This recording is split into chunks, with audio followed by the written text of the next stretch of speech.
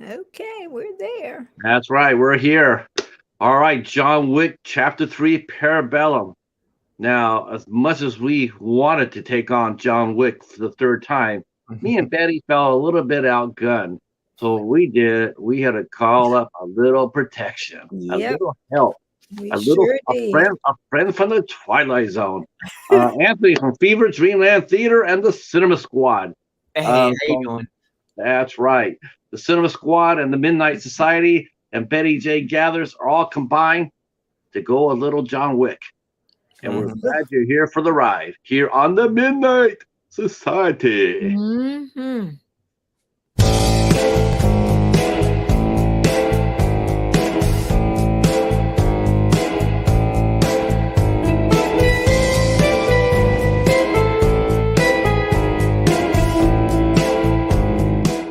Yeah. I know the bat is still not here. We had hoped maybe the bat would be here. The bat's gonna be here next week. He's flying in. He's flying in next week. Though I did see a home movie of his over on Now Stark called The Devil Bat. Mhm. And yeah, so the bat will be back with us on the Midnight Society next week for our look at Terrifier. I don't know. I didn't. I think I forgot to tell him that I'm terribly scared of clowns. A little late for that, I guess, huh? Oh, I guess I'm gonna have to lump it through. Uh, well, the worst thing could worse is if it happens, I'm just gonna grab Betty's dog and fly him as a kite. Yep, that's about it. I That's hear if you fly a dog as a kite outside your that. second story window, That is it, about it. it protects you against Art the Clown. Oh man. Yes, right. Jim Finell Stark flashing up the bat signal. The bat and his lovely wife are actually down in Disneyland this week. They've been posting pictures and videos of their vacation. This is a vacation they were actually supposed to go a few months ago on vacation, and then like the week that they were getting it off, they got their car hit. Oh, So yeah, they got into an accident, so they were unable to go on their vacation they had planned. mhm. But they finally got things situated, and then of course you had to dodge a hurricane. Um, Yeah. yeah, isn't that fun? Is Um, everybody is everybody okay? oh yeah, they're down there having fun. Okay. All right. But Betty, she lived through it. She lived through Ian. Yeah. So yeah, did you know any? Yeah, and of course the cinema squad was down there right before the storm too. Yeah, right before I didn't make it for that get together, unfortunately. But yeah, the guys were down there, and it looks like they had themselves a good old time, and they got out of there just in time. Well, most of them. Yeah, John lives there, obviously, but as far as I know, I think he and his family are okay too, thankfully. sure. Yep, yep. In fact, we had planned a surprise when John was him and I he did the interview with me, Hmm. and we had actually thought about doing a surprise, and we're gonna spring it on you guys at so we could actually do another actual cinema squad takeover. but he had to do a staycation, so Hmm. we're really happy that he did, Hmm. and he's enjoying his time with his family now. But us three here, we're here for our a look at John Wick Chapter 3, Parabellum. So this is going to be exciting. Oh yeah. Oh yeah. What was that So word parabellum mean? It says something about if you want peace, Yeah. and then Prepare something for about war. war. Yeah. Yeah. prepare for I was curious. I looked it up. Do you mind if I like run through it real quick? no, Uh, go right ahead. yeah. No. So it says. Yeah. So the film's title was taken from the famous 4th century Roman military quote, and I'm gonna massacre this, but let's see, "Si vis pacem, para bellum," which means Mhm. if you want peace, prepare for war. Yeah. So pretty interesting. I was curious about that. Yeah. Thank you, internet. Hi Katie, how are you? Hi Gizmo. He's here. Wow.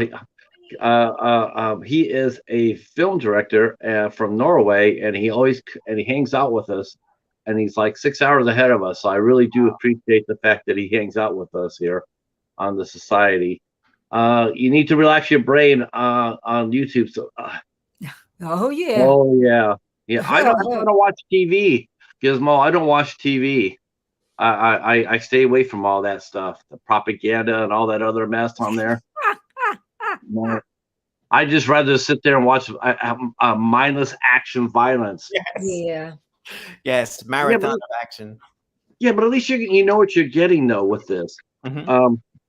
So the John Wick movies, like they're all a first time watch for me. I have never seen Me them at all. Me Yeah. too.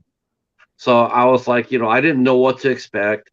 Watched the first movie. The first movie was really, really good. The second movie, I mean, if you're in for the just sheer action aspect of it, it was pretty rocking. Yeah. But I thought the story was a little bit soft, Mhm. and I didn't quite like it as much as I liked the first one. Mhm. But then again, the third one, Parabellum, was pretty stacked. Yeah. I do remember. I remember when they mentioned they had cast Halle Berry in it. I remember a lot of people that caught a lot of buzz. Yeah. And every John Wick movie has done much better than the first one. The first one did okay. The second one was huge. The third one is just it did over $300 million. Yeah. Oh no, it's huge. Yeah, Yeah. because people have a vested interest by that time. Yeah. They spent $75 million making this movie, and they recouped through the theater $327 million, and that's not including home sales. So, and that doesn't include streaming sales and stuff like that. So obviously this movie has made tons of cash, and they're advancing the story. Part 4 is due to hit the theaters next year, March 23rd. I think March 23rd, 2023. I don't know what the proper title of it is. I just know it's John Wick 4. To call it Chapter 4. Mhm. But and it's going to have Donnie Yen in it and Scott Adkins. Yeah. They are great at just bringing in some interesting people into this universe. All of the movies sort of bring people in. They're able to do it pretty organically, and then they typically leave. I mean, most times they get killed, but so yeah, I'm looking forward to part 4. Oh yeah. Yeah, because we don't watch I am 3, too. so I know I'm gonna watch 4. Yeah. And I mean, and part 3 leaves us in an interesting place. Like now we're amped, we're hyped, we're ready. But all of the movies do that, right? They all leave us in an interesting place, and there's you get some nice continuity, and we bleed right into the next film. Yeah, I mean, and the thing about it was, what really impressed me about the first movie was it's like they knew the producers and the directors, they knew what they had. They knew what they had was going to work because they set that movie up so well for it to segue into a sequel, and it was felt totally natural. Yeah, The way he left it, him walking with his dog, and getting the pit bull as a symbol of him coming back, being aggressive. And here comes our big tuber friend, Frog. Oh boy. Yeah. Well, we got a celeb in the house here. What's going on, Frog? That's right. Hashtag Frog famous. So yeah, they did a wonderful job at establishing, and they started doing it with world building as well, which really, was like, that was so cool. They introduced all these different elements into the story, and I thought they lost track of that a little bit in the second one. Yeah, the third one picks it up though, right? Where we do sort of learn a little more about this world. Like, throughout the story, we learn we even get a little hint of like John's backstory on where he came from, Yes. and then he goes eventually, goes off to meet the elder. I mean, obviously, there's going to be spoilers ahead. Spoilers, right? Spoilers. That's right. But yeah, we get back into that universe and we learn a little more about it. I feel like we never quite learn as much as we want to. but Yeah, no. No. But at least we learned more in the third movie than we yeah, did. a little more. Oh, a lot more. Yeah, yeah. And that's really what was important. Hmm. But let's get into the movie a little bit. We'll walk through the movie and do a little dive into it and talk about some highlights that we liked. And stuff that that we liked and we sort of like, but there's a lot more yay for this movie than last time. I have to admit, when I was watching the second one, I was visibly disappointed. I was sitting there going, I was just sitting going, what is that? What is this? Yeah, You yeah. know, and it was just like, I was just so let down Okay. considering the first movie because the first movie has so much heart to it.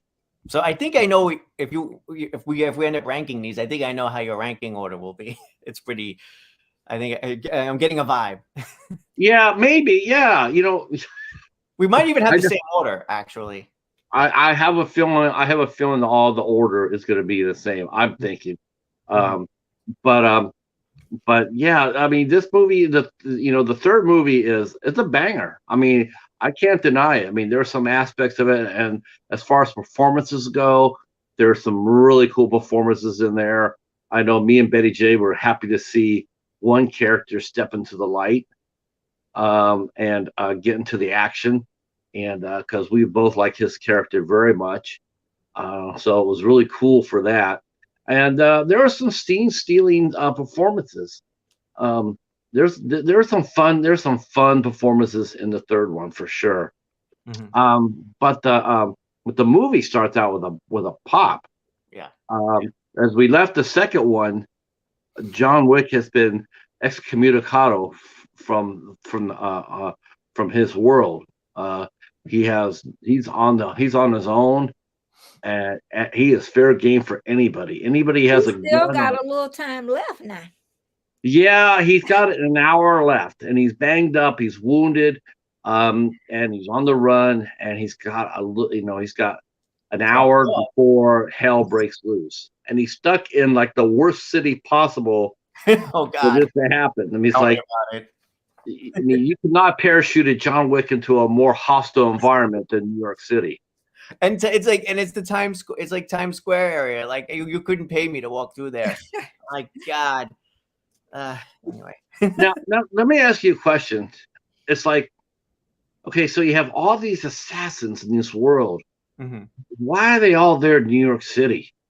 They seem to be everywhere in this movie. I don't know that he meets someone that isn't an assassin in this movie. It's if there's a homeless person on the ground, if there's I think the taxi driver. It's just everybody's in on it. Everybody. It almost gets a little silly, but I don't care.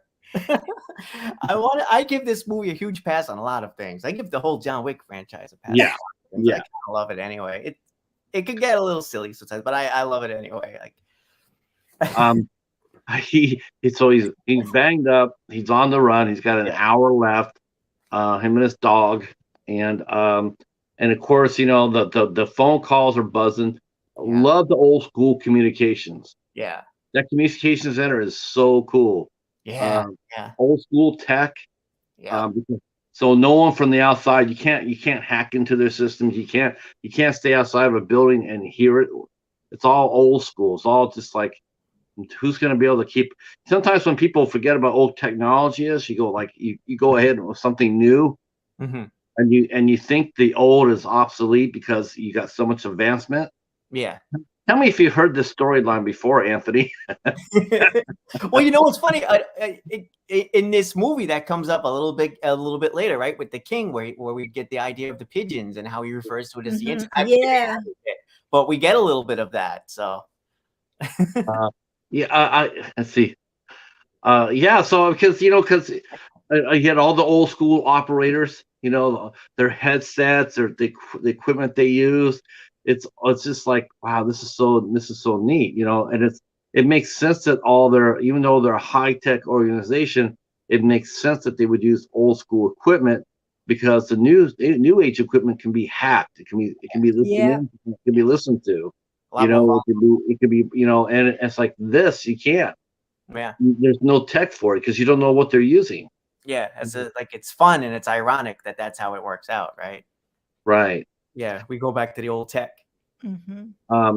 They so John's running in the middle of a rainstorm. He's wounded. He's got a bullet wound in his side that he got some emergency treatment on, but he's running. Yeah, so like the first hour that this last hour that he's running, he dashes over there to get fixed up a little bit. Oh no, he starts getting jumped. It starts pretty quick. The library is, I think, the earliest moment, Yeah, right? the library. There's a great little quick battle in the library where he kicks ass with a book. I mean, how how great is that? And that guy too. He was a giant guy too. Very, very, very imposing guy. Huge guy that he was battling. But he takes him with a book. And well, the thing is, John. I mean, you gotta give him a credence for one thing. He must have been a Boy Scout when he was a kid. No, because he's always prepared. Yes, he's very creative. He's very inventive. Yes, he will turn anything into a weapon. Yeah. And he has emergency stashes everywhere. Yes. So he rushes over there. He knows that so it's almost like his last stash, and he's had it there, and he's got this little holes everywhere in New York City, and he dashes there because he needs to get out. He gets to the library, and you're right, he gets jumped by that assassin, who in turn is breaking the rules anyway by 10 minutes before. Yeah. And so they have a vicious fight.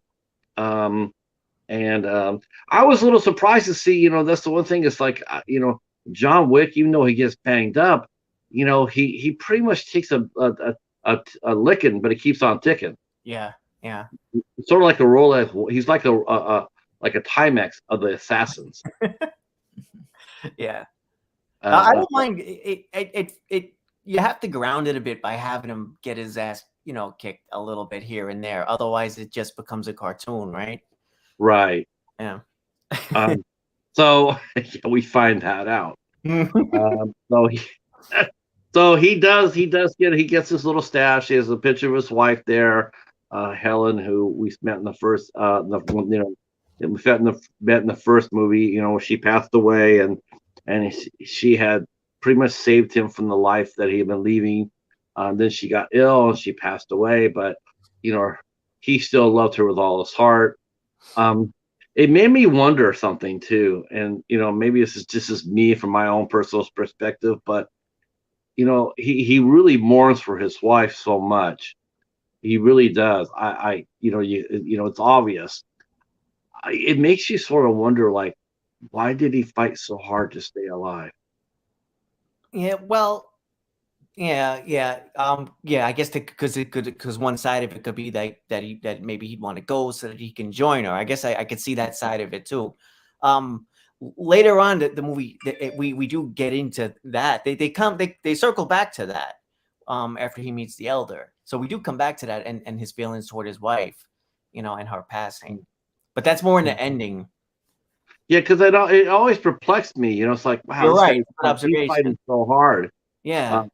I'm just wondering, wow, why wouldn't it just been, because when we first meet him in the first movie, he's wandering around. He really has he doesn't have any, he doesn't know what he's doing. Yeah. He practices driving skills, and you see him like he's driving toward the truck in the first movie, and he's trying to. You have a feeling that there's half of him that wants to just drive into the truck and just keep going, and then at the last possible second he swerves and stops. He wants, and it's true. It's like he wants to die, but there's just it's almost like it's just instinct that's keeping him alive. Yeah, I guess I don't know. It's almost like by this third movie, he's just pure adrenaline. It's just he's like a monster at this point. Yeah. There's just no. I mean, for everybody coming at him and everything else, I just, you think that a mere mortal would just sit there and say, you know what, I don't want to do this anymore. Let me, if my life is worth 14 million, I'm gonna go someplace like I'm gonna go to Halle Berry and sit there and say, hey, yo, $14 million, or Winston, or Sharon, it's like, hey, here, you guys can both put a hole with me, and you can split the cash. I mean, you really get that feeling that but of course, after he killed the boss in the first movie, he walks down with a pit bull. Then we know that represents that he's not quite ready to go yet. Yeah. He's not quite there yet. He's still going to be fighting. So he's fighting in the library. He stops the first assassin with a book. Cool kill. I love it. Yeah, that was a very cool kill. Yeah. And a good fight, and so he gets a little bit of what he gets, whatever he has, including yet another marker. And he had a few of those last movie, but he still has one more left. And then it's a battle. And then after he gets wounded again, and he goes to a doctor. He's got like 10 minutes left, and he goes to the doctor. What did you think of the scene with the doctor? Did you did you think the doctor was? Did you get the feeling the doctor was very hesitant to act, or he wanted to, and he had regrets that he couldn't do more? Yeah, it's such an interesting little moment, right? Where the minute the time runs out, he literally just stops. I was almost wondering if the doctor was gonna, betray him. These movies, because we get betrayals in these movies. I wasn't sure. It was tense. It was a tense scene for me. That moment there. I mean, John Wick's gonna survive. I guess that's always the thing. But still, it was a fun little scene. We need a breather every now and then. So you get a little bit of a breather there while he's getting stitched up. He doesn't get completely stitched up, but it's a good scene. Yeah. Betty, before he went to the doctor's, he took the cab ride there, but when he got out, he left his dog with the cab driver. Yeah. And he told him to leave him take him back to the Continental.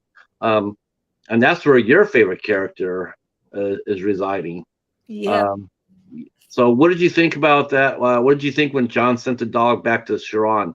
Oh, I knew he was going to do it. No, I didn't. But yeah, he's going to protect him to the end. So he sent him back. And did you see the look on the dog when he seen what's his name, Sharon? It was like, oh, my buddy. There go my buddy. Like he was, really relieved.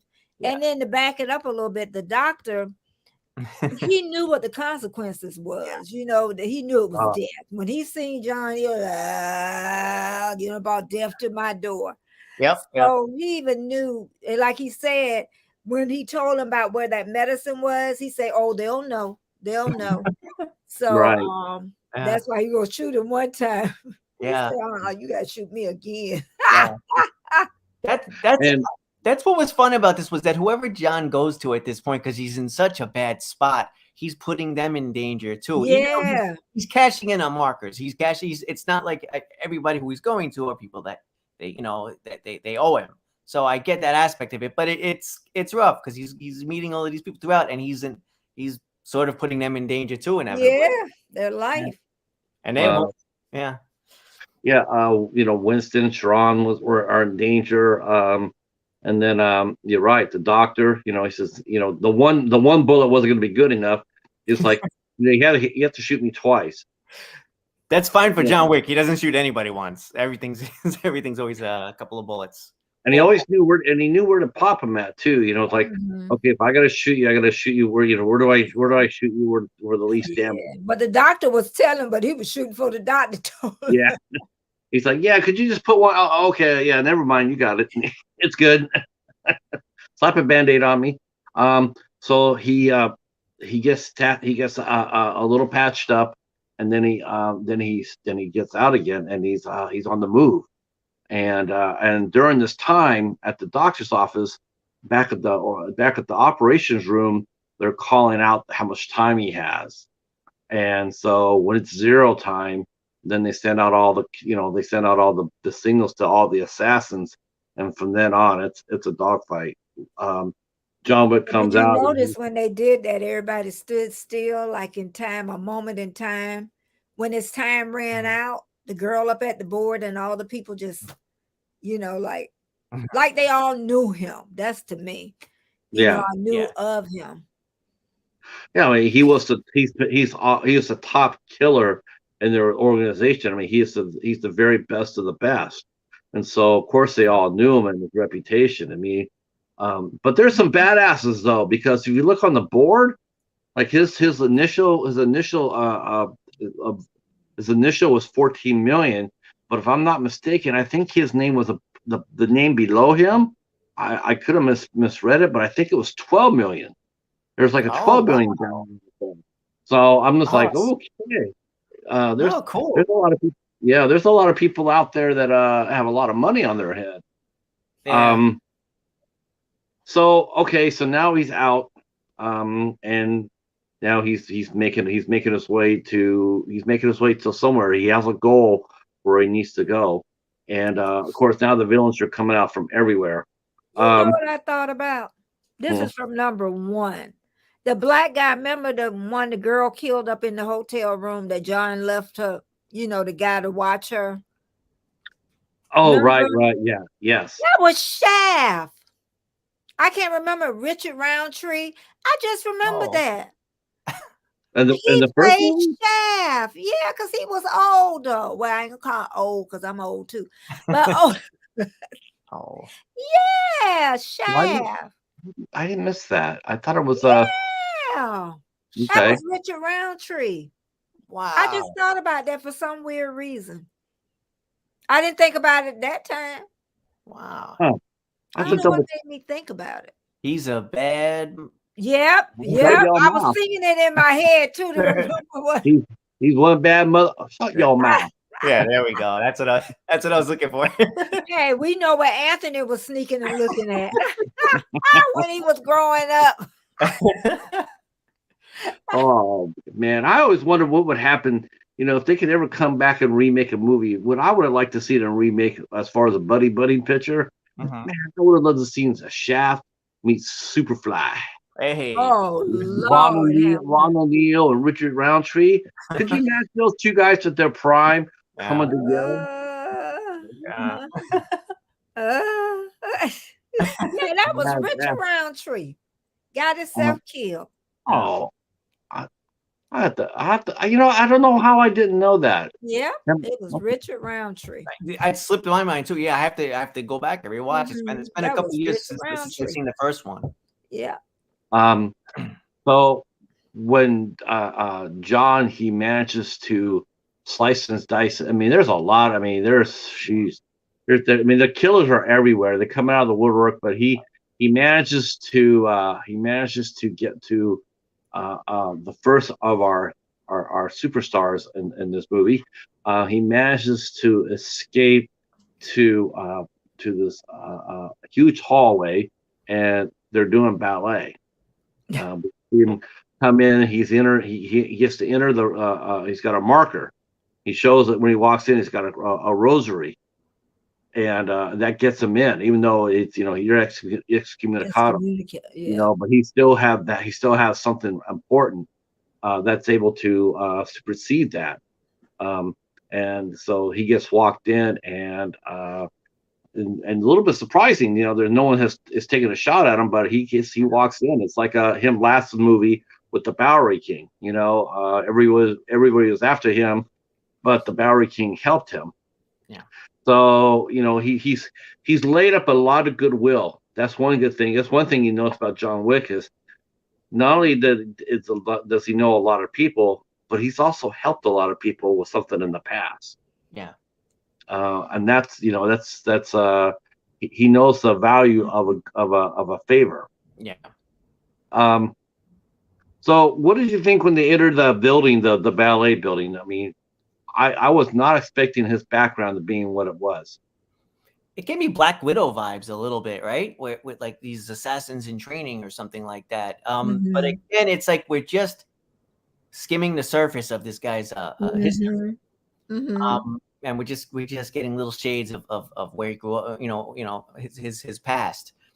It was interesting, and again, he does literally bring death to this woman. I know they everywhere. She doesn't get killed, but she I think it's a hand shot ultimately, right? Right. So she pays for it, but she helps him. She, a lot of this movie, right, is like John needs to get here to see this person, to see that person, to see this person, to see that. So he keeps sort of moving up the ladder. And she's one of the early rungs in the ladder as they first go see this woman. Let's see. Morning, Hobbs. Just woke up from Saturday, and man, it was a long nap. I would assume so. Well, the good news is, Hobbs, that the Bengals and the Steelers both won today while you were sleeping. So yeah, now he's meeting the director in the assassin world. This woman is known as the director, and she's played by the amazing Angelica Houston. Mm-hmm. And then we find out a little bit more about, like you said, about John's background. Yeah. We find out that he's part of this. He was a gypsy kid. Mm-hmm. That's what that was. You heard him say Romani. That's another word for gypsy. Mm-hmm. So he was, he learned a various. You definitely get an idea now where he got some of his skill set from, not necessarily the gunplay or the fighting. Well, actually, I take it back. The fighting, yes. Mm-hmm. We find out that his style of fighting. We find out where he got trained in it, because they're training on that right there. Yeah, you see some people wrestling or something right. for a bit, right? Yeah, right. The boys that's getting trained to be assassins.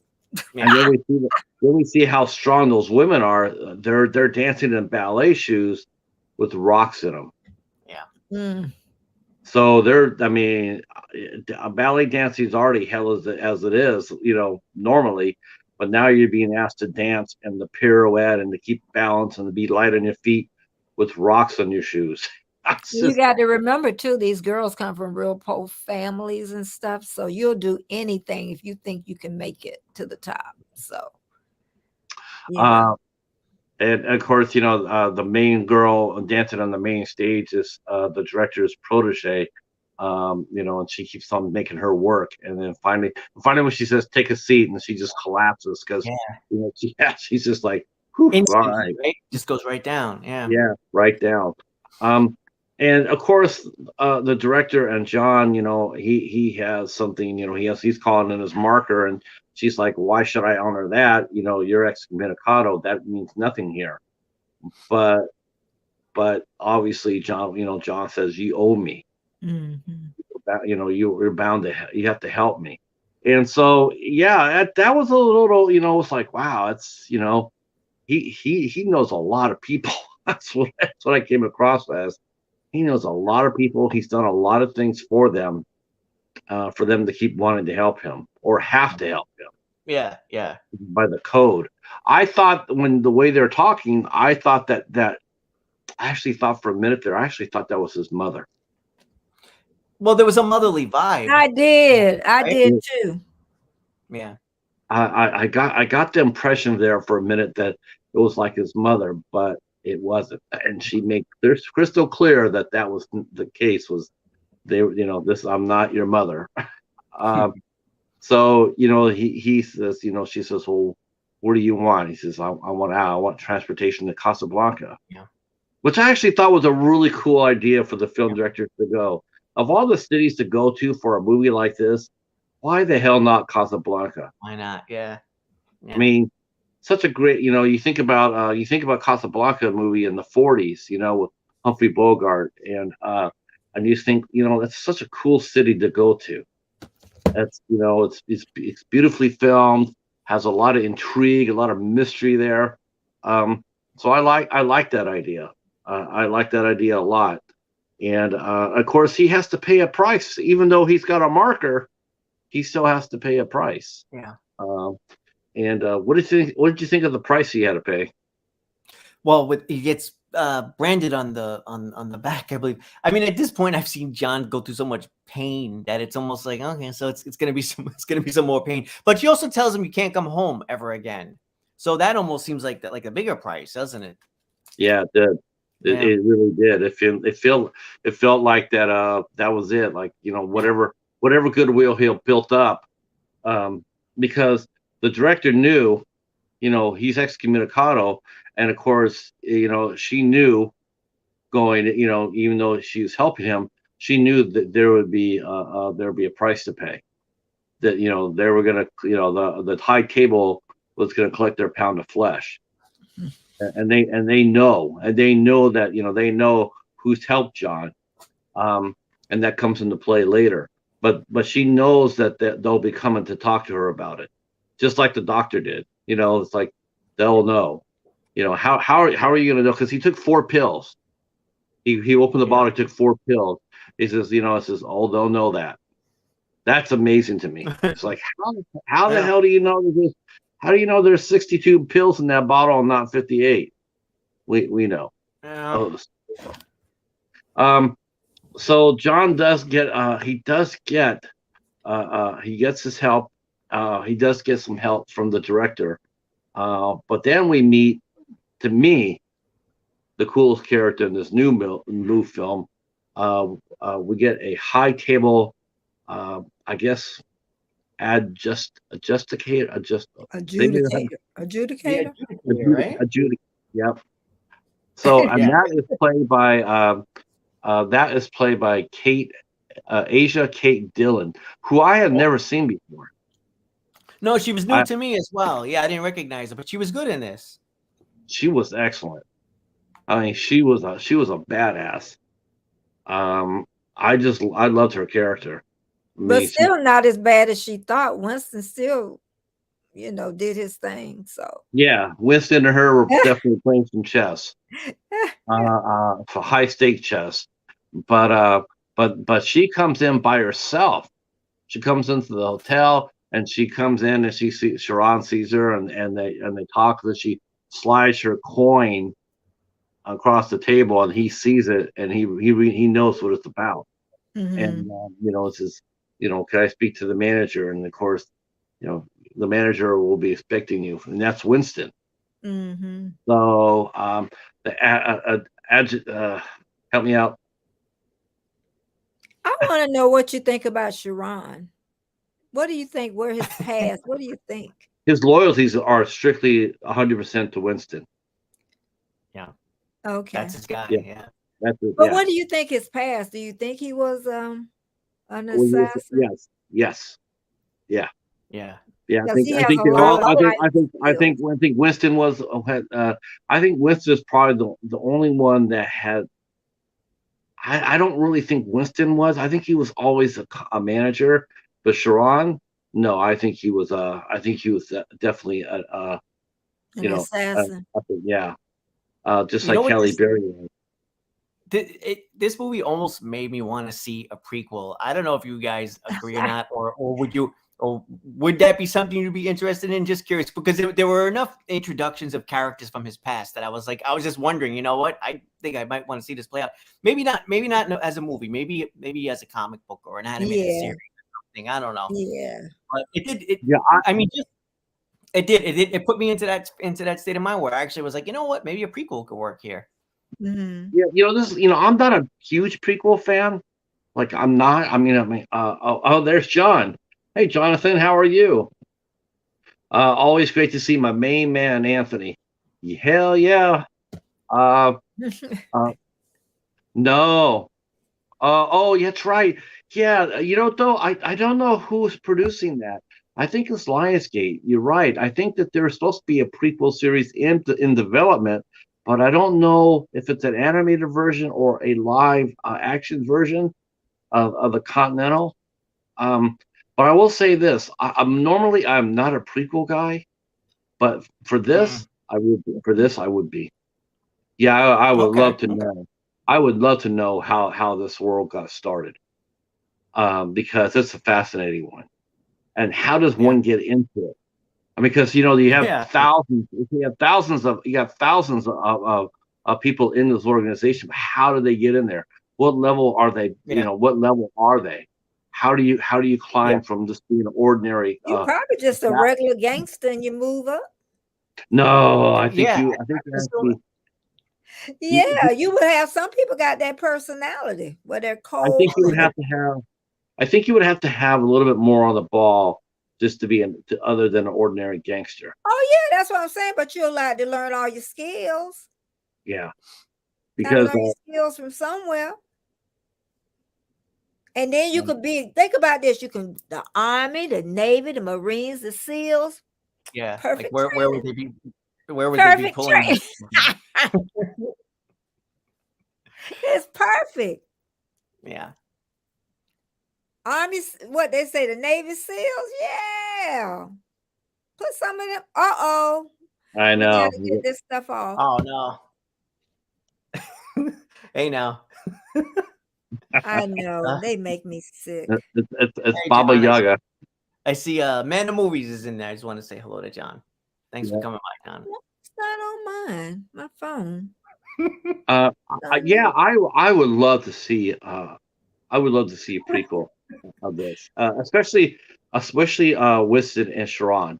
I'd like to see the stories for sure. Yeah. I mean, a prequel. Yeah, it doesn't even necessarily need John Wick. We could go somewhere else. We could look at some of these side characters. Yeah. There's an enrichment of characters. I mean, there's there's so many cool, and then there have been so many cool characters. Like we're hoping to see the cleaning company from the first movie make an appearance. Yeah, because that was really fun. Even David Patrick Kelly with the cleaning crew, to order 12, it's like he comes in there and he's just like that little small guy we all know. He comes in there and says, "Okay, we're gonna clean this up, boys," and then that's what they do. They clean his house. There's all these big burly types, and they come over and they clean their house better. They clean John's house better than a maid service. It's like you see this big old 300-pound motorcycle guy. He's putting Windex on the glass and squeaking it up. Might be a blood drop here. Let me get rid of it. It was such an interesting. It was such an interesting world building, that you were seeing. And I would love to see a prequel. Yeah, definitely. Because you know why? Because a prequel set in the Continental, it's not, like you said, it's not John Wick. It's not his story we're following. It could be so many other people's story that we're following. And that's what makes it exciting, because we don't know what would happen. Yeah. It is still fresh territory. It would ruin the mystique a little bit, unfortunately. Because right now it's a lot of. Uh-oh.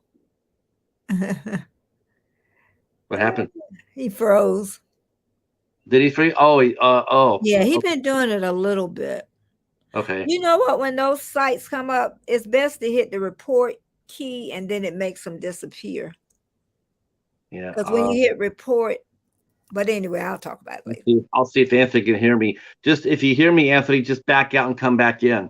Oh, there he is. He's in. Okay. You're fine. Okay. Oh, he done backed out.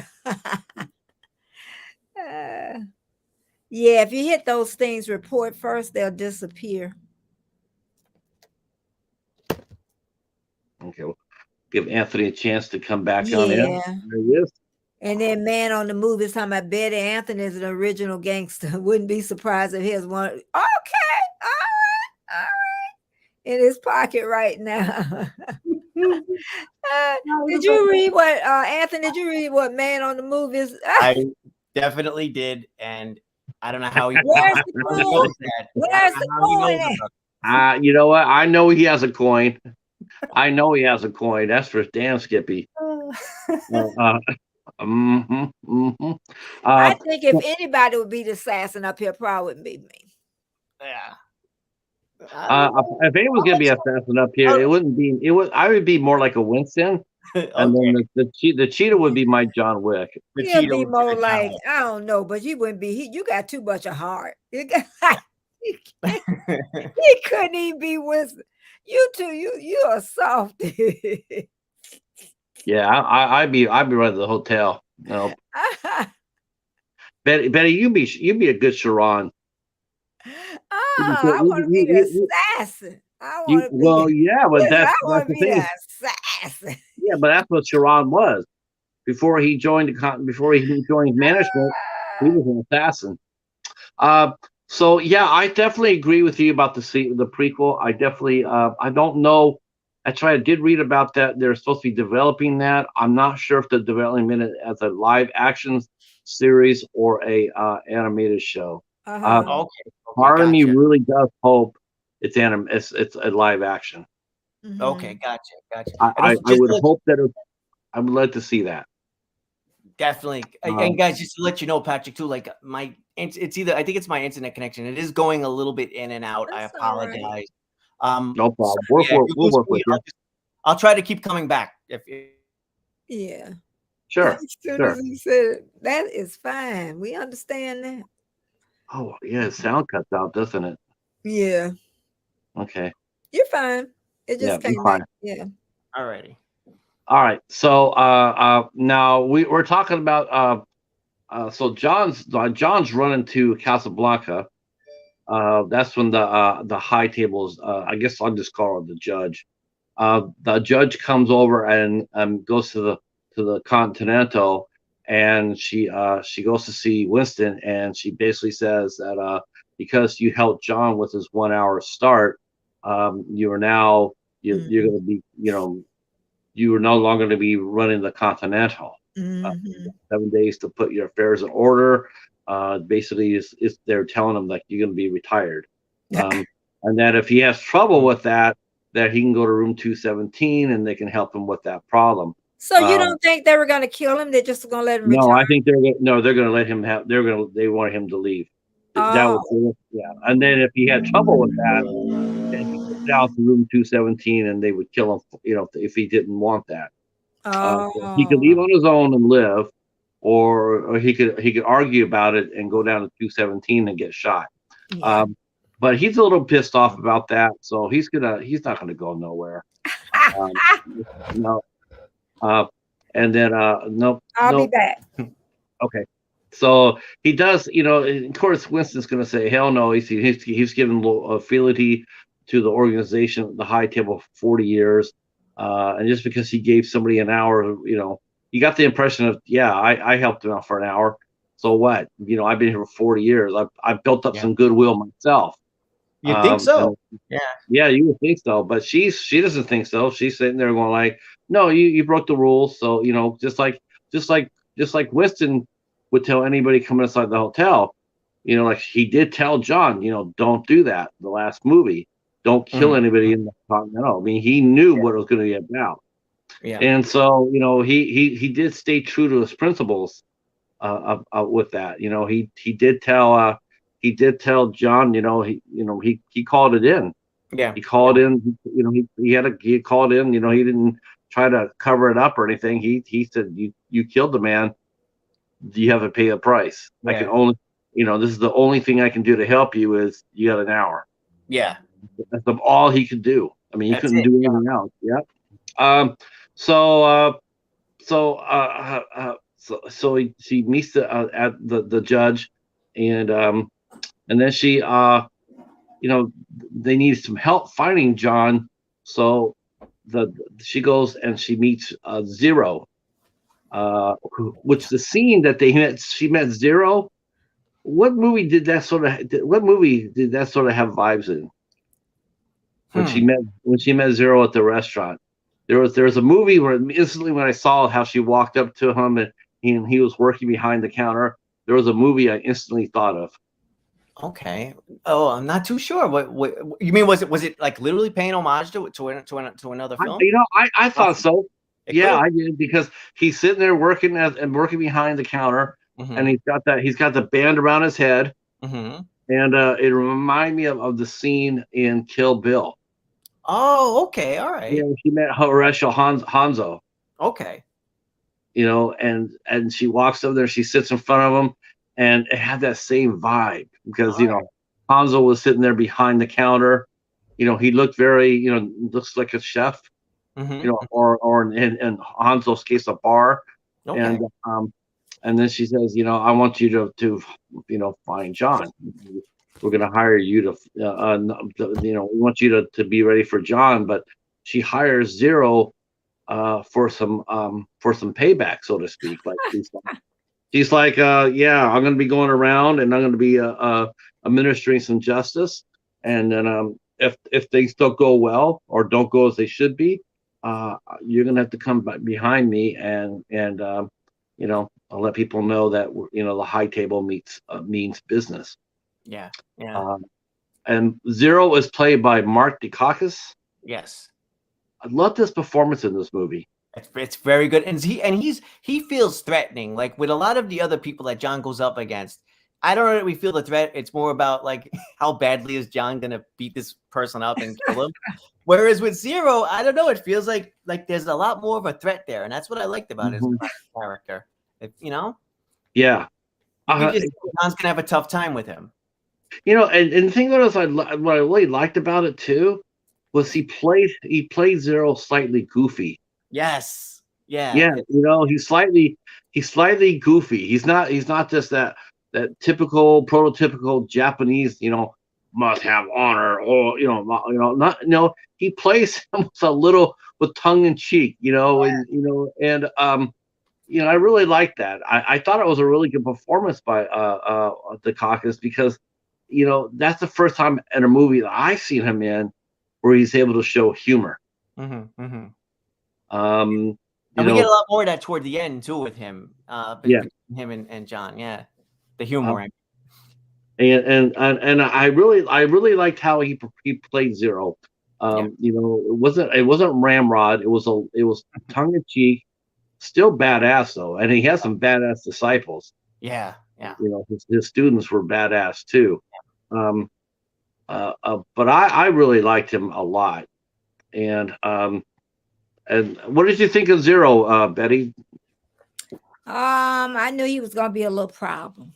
And then right? Yeah, that motorcycle, you know, all the guys and stuff, you know, and I like those scenes too with the motorcycles. Yes, with them running through New York City. And on the horseback scene. Yeah, I like the horseback. Yeah, amazing. Yeah.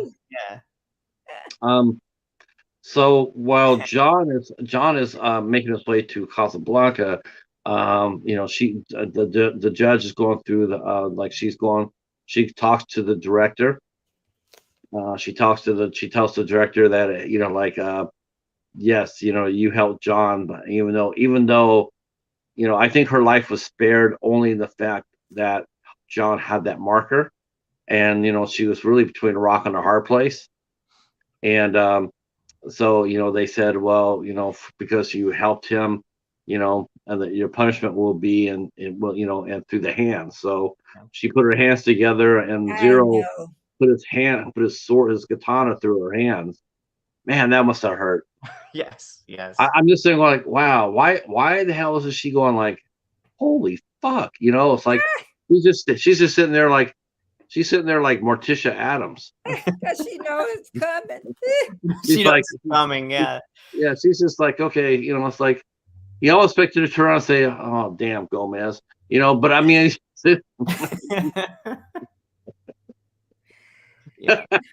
but she takes it like a champ. She knows what, you know, she's still serving the high table too, you know, like she's still serving the high table, says, you know, I serve, you know, I'm in service, I serve. She put her hands together and they ran it through. You know, it wasn't like he ran it through and then moved his hand around. He just like simple stab. She would heal from that. You know, it'd be painful. Yeah. But at least she didn't die for it. Yeah. And then she makes her. Then the judge makes her way to the. And she didn't make her give up her property either. Her her organization. She didn't make her give that up. Yeah. Unlike Winston and the King. Yeah. She does her spot. Yeah. Yep. So then she pays it. Then she comes over to Lawrence Fishburne's The Bowery King. Yeah. And you know what? Is it just me, or did Lawrence Fishburne look like he was having an absolutely blast playing the King? Yeah, in both movies. And I wanted to say something too. When he showed up in the second movie, I didn't know that he was even in that movie because I was like a little bit of a casual fan. So that was like a pleasant surprise. But it was great to see him there, and it was great to see him back here. And I completely agree. He's having a blast with these. It's just nice to see him with Keanu Reeves again.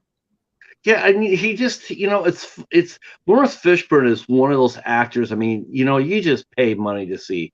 You know, if he was reading a newspaper, I would pay to listen to him read it. You know, he's just that good. Yeah. And you know, he's such a dynamic. He's such a dynamic actor. You Yeah. know, you just want to see him. You want to see him unleashed. Yeah. Um, He was a kid in Apocalypse Now. He's one of the soldiers on the boat. On the Riverine boat. Yep. Yeah, and that was like, I think that's the first time I've seen him. I'm not sure if that was his first role, but yeah. I think he was in. If I'm not mistaken, I could be mistaken. Maybe I am.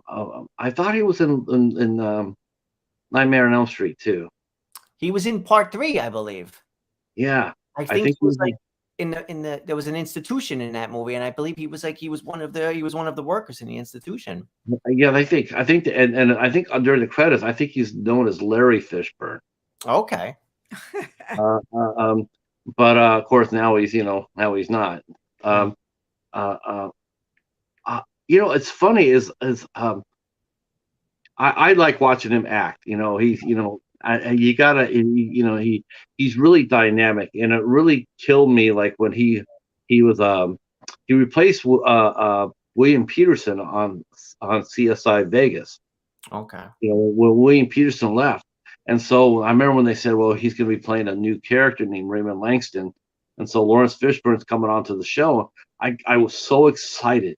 I was so excited because I had just gotten into CSI and I loved the show, and I loved the show, and I loved the fact that he was going to be playing I thought he was going to be taking over the lab. It was painful to watch. Oh boy, really? Oh my gosh, it was painful because it's like you have a wonderful talent, but then you ask them to play it down, like not to be. It was just his character was so restrained, and it was so almost like it was just no joy there. It's like, oh wow, you just felt really bad for him. It's like watching driving to on a road and seeing those size farms. They have a little circus there, little animal farm, and you watch there, and there's a bear living in an outhouse, a little enclosed area. That's all he's got. He can't really do anything. That's what it felt like watching Lawrence Fishburne on CSI. Felt like, wow, let him go, let him cut him loose, let him act. So it was good to see him here, be able to cut loose as the Bowery King and have a great time doing it. Hi, Andre. How are you? Yeah, Andre's here. Yay. Let's see. Thanks, Hobbs. Yeah. By all means, please comment down below. I left a poll up on there if you notice it. I asked you guys in the chat who's your favorite John Wick movie. Go ahead and do the poll, and then we'll talk about that at the end of the show. So now here comes the judge. Here comes the judge. So she comes up to the Bowery King, and she tells him that he gave John Wick a gun with 7 bullets in it. I want to know, how does she know that? How does she know that? They know how many pills are in the bottle. They know how many bullets are in the gun. They know how many laces are in your shoe. They seem to know it all.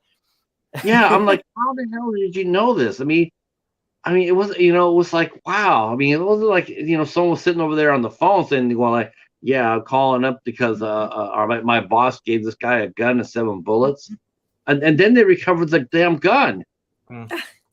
And I'm like, okay, well, in the where you got that from? Yeah, where'd you get that from? Because that was a hell of a fight in the last movie. I mean, well, anyway, she had it. She let him know that she had it, and then she wanted him to give up she wanted him to give up his organization. He said no, and so she says, okay, for every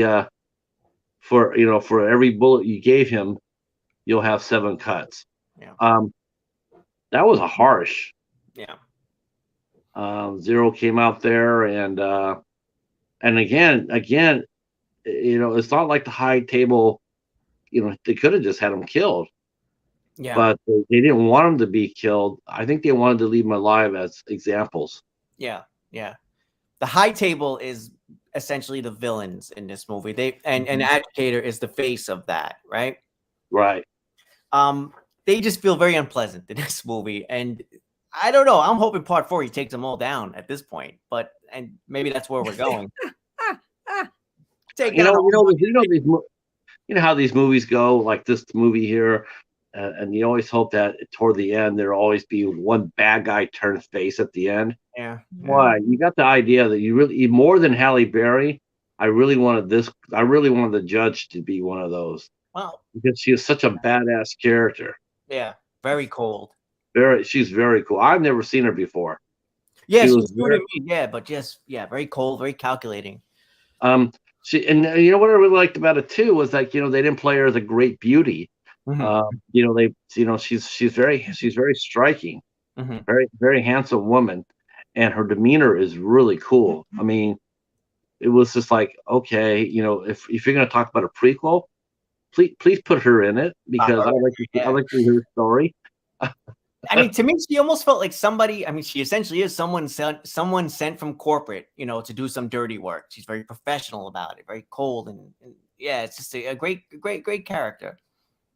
So of course, I thought that Zero killed though. I thought Zero killed the Bowery King because he sliced and diced him for 7. And he fell flat on his face. Yeah. Because he says, "Long live the king," and he falls flat on his face. I'm just thinking, okay, yeah, okay, someone's gonna die for this. So John, meanwhile, lands in Casablanca, and he makes his way to the Moroccan Continental. That's where because he's gonna see an old flame. A former friend and currently the manager of the Moroccan Continental, and Halle Berry looked great.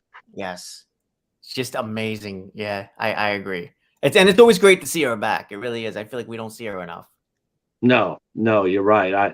I when I heard about the casting in this, I didn't know what to expect. Mm-hmm. But man, I'm so glad her character the way it was. Ain't no young spring chicken no more. You know what though? She looked damn good. She still looked. Anytime you put on some makeup and stuff, you look good. Honestly, she looked just as good as she did. Listen, I ain't hating, but it's true. She looked just as good then as she did in X-Men. Well, all right then. Oh, no, all right. I agree. Going back to X-Men, going back to Catwoman. All right. She could. But y'all don't wake up with her in the morning time. Oh, we don't mention Catwoman on this show. So Catwoman. That's like the Halloween ends of the superhero movies. Oh man! Wow. But so her Sophia was badass. I mean, she was feisty. I mean, like Winston was. You could tell Winston. It tells you. It puts in perspective Winston's service in his Continental Hotel because he's so smooth and debonair and suave and in control. And Sophia, she must have been just relatively new to the position because she still has a lot of fire in her. Mm-hmm, mm-hmm. And a lot of her skills. Yeah. I mean that's the one thing I noticed was the way she was fighting is like, I'm going like, she just got this job. she must be. I wonder if she's on the 90-day probation. Did you guys think that her dogs sort of like stole the show though a bit? Oh yeah. The dogs are badass. Oh, you know what I was trying to figure out too? I was looking when they was pulling. I said, I one of those dummies or stunt men. They look like little dummies down there. I don't think they were dummies. I think they were stuntmen, but they had I think they were definitely armored up. Oh yeah, but I'm just dogs, saying, the if dogs, you look real close, they look like dummy ummies. Okay. I think there was. I think I would be interested to see how they filmed, but there was some of the parts where it did look like some of the men, some of the stuntmen were taking one for the team. Like okay, you can do this to me, but you best damn well have that, have it on the leash, or on the control, and of course, I'm not sure how they did it. It must have been CGI, the scenes where the dog were biting the nuts. I'm gonna hope so. Yeah, Jesus yeah. I Christ. don't know any stuntman alive that was sit there say, "Oh yeah, you can have your dog bite on my junk." But now I notice when I okay, like I know we're gonna do like a reaction to it. I have to watch it twice now because first I watch it as a fan because when I know I got to do reaction, then I got to pick it apart. That's how I've looked at the doneness. Okay, all right. I know, and I don't like doing the reaction part because it's like the fan part you enjoy it. And you miss stuff too, really. Then when you go in at the reaction part, it's like you don't miss nothing. I be looking. What did you think of when you saw Sophia for the first time, Betty? That she was a tough little thing, but then then she had that daughter, and oh, that was another thing I said wasn't smart. Why would you have the pictures of your daughter in there you want to hide? Think about it. Now that was dumb. Okay. Yeah, that was sort of a contradiction, wasn't it? Yeah. She's sitting there saying every day she has to kill them. Yeah, she's sitting there going, telling her like little. Mm-hmm. I said, oh, that don't make no sense. Now that kind of. Well, I mean, she had to give up her daughter because she knew that if they wanted to get to her to make her do things, all they would have to do is to get to her daughter. Yeah. Oh, and it's like, she didn't have the ways and the means to get out like John Wick did. Yeah. She was basically once because once like that's the main John Wick so sensational was the fact that he actually got out. And you hear people talk about that, and some people there's a lot of envy in that, like, okay, you got out, John, but why are you back? Because they would like to get out, but it's one of those things where it's like when you sign up for the organization, they're pricking your thumb with blood, and you're into the organization. And there's only two things that's going to let you get out. One, by your own hand. Two, by somebody else's. Yeah, that's the only way you're leaving. You go in on 2, you're leaving by 6. That's so. And for Sophia, it's like that's her dilemma. And that's the reason why she also took the job at the Continental, was because that's a job, honestly, where she's protected. Yeah, no one's gonna come in and threaten her or attempt on her, make an attempt on her life because she's there. That's sacred ground. Yeah. So I mean, but she paid a price for that. She still could not risk her daughter, because even though she was a manager of a Continental, that would not protect her from having her daughter kidnapped or tortured or killed. So she had to give him up, give her up, and of course she's angry. I mean, because she's definitely full of rage, and the dogs basically are just her, almost like it's almost like her replacement. Okay. So that's the reason why she loves her dog so much. I get it. I mean, if that had been me, if I had the Continental, I would have the cheetah there like that. Hell yeah! But you have to have the little bulletproof vest, though. Have to have the little bulletproof vest. Did you like Sophia, Anthony? Do you like her character? Yeah, do you think absolutely. I wouldn't mind seeing more of her. I don't think we will, but I wouldn't mind even seeing more of her again. Yeah, I wonder if because we don't know the complete cast of Part 4. We have partial cast that we don't know.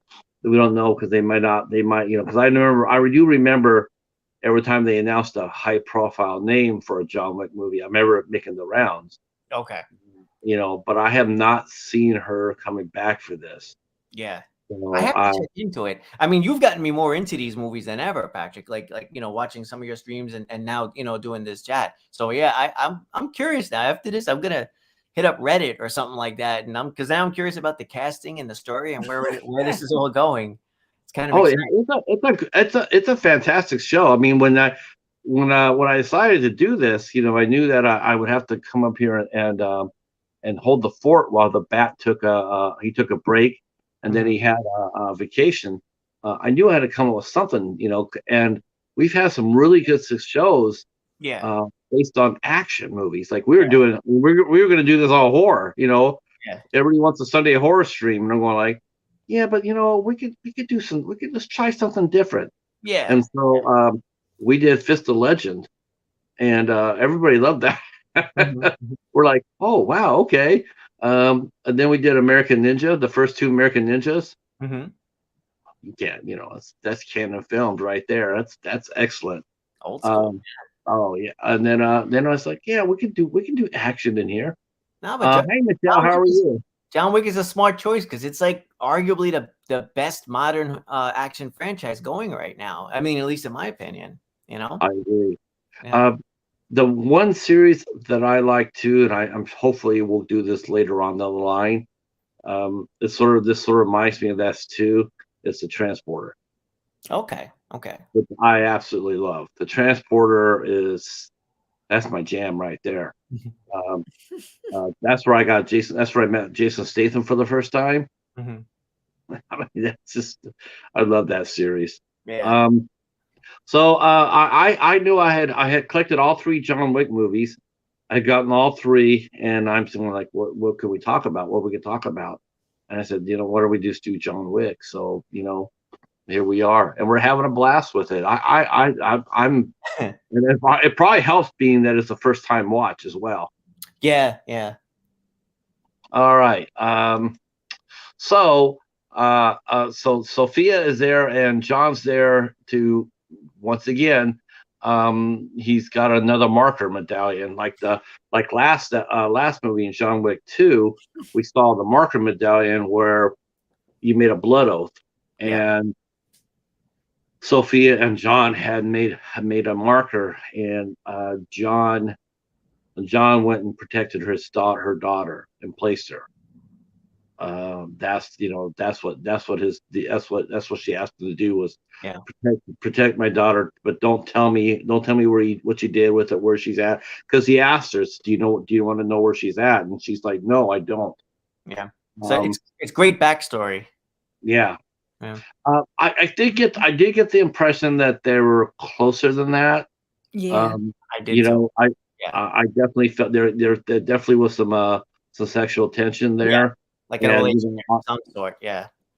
I mean, come on, and you know what? Who's to blame him? I mean, look, it's fucking Halle Berry. It's like you have to be dead. It's two beautiful people, right? Definitely. I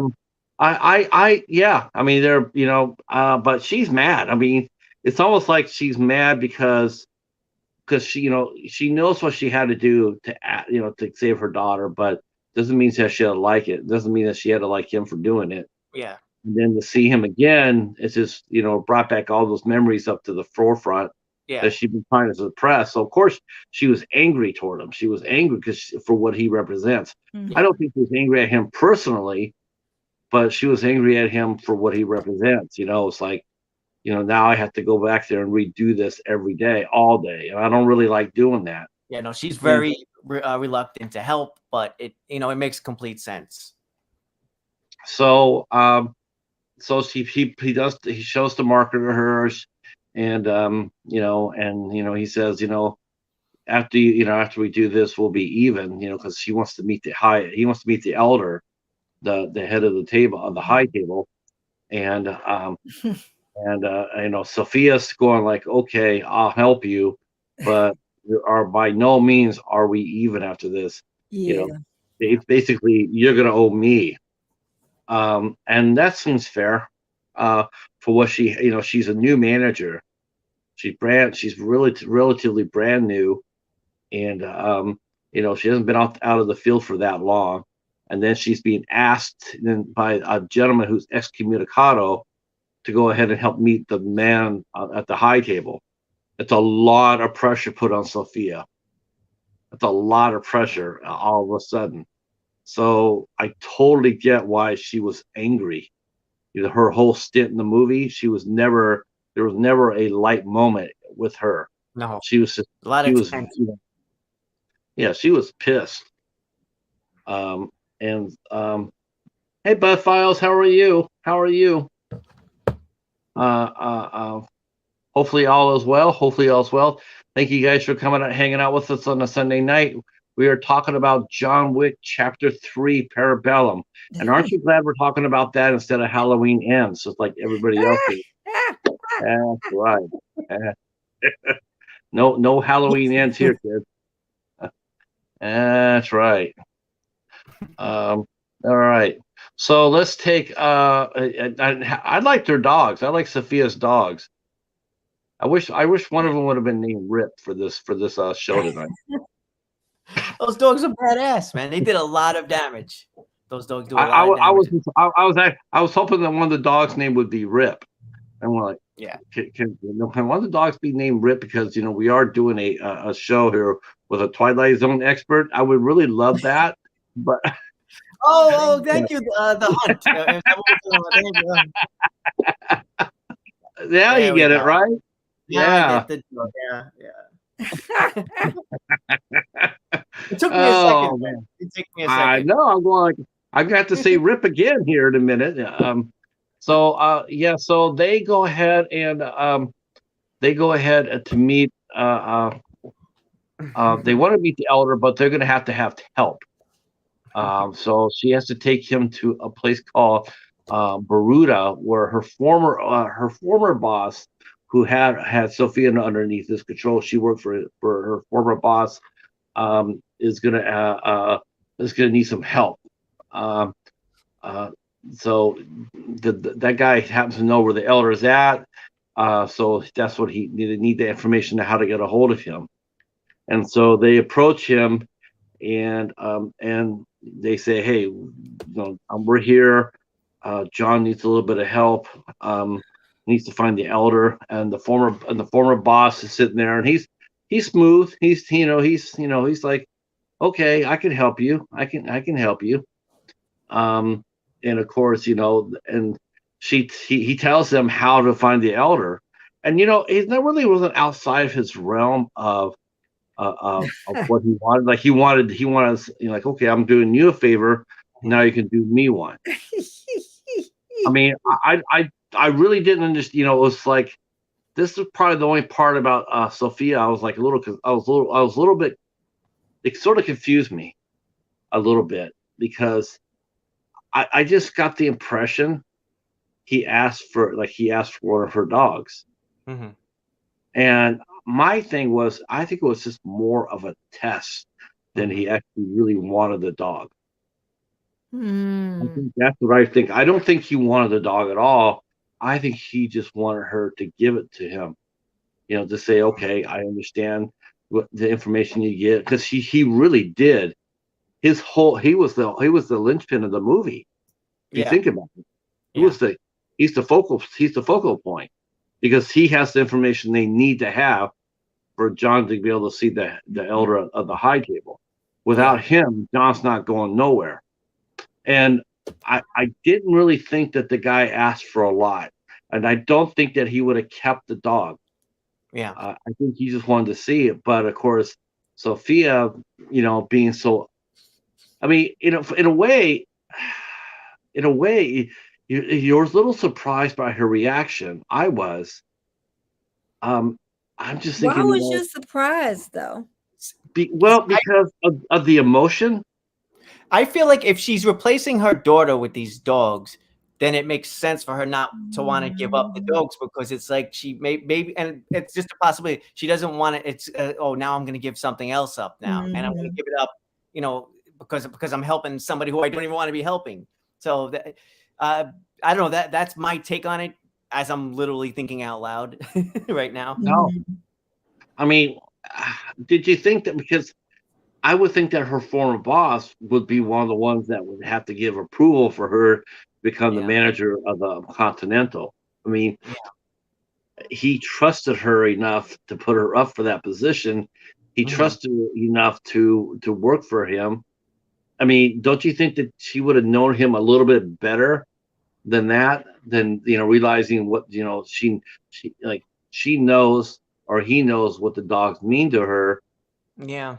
And I just didn't. I don't. Like I said, I don't think it was. He didn't act out of malice. Okay. I mean, that's just the impression I got. I just think, it's like, okay, like I did something for you. What can you do for me? Yeah. Let me, I really do believe it was a test.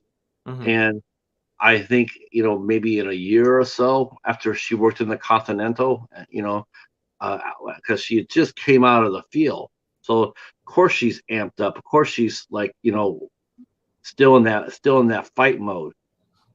She's relatively new to the position. It's gonna take time for her to become smooth like Sharon or Winston.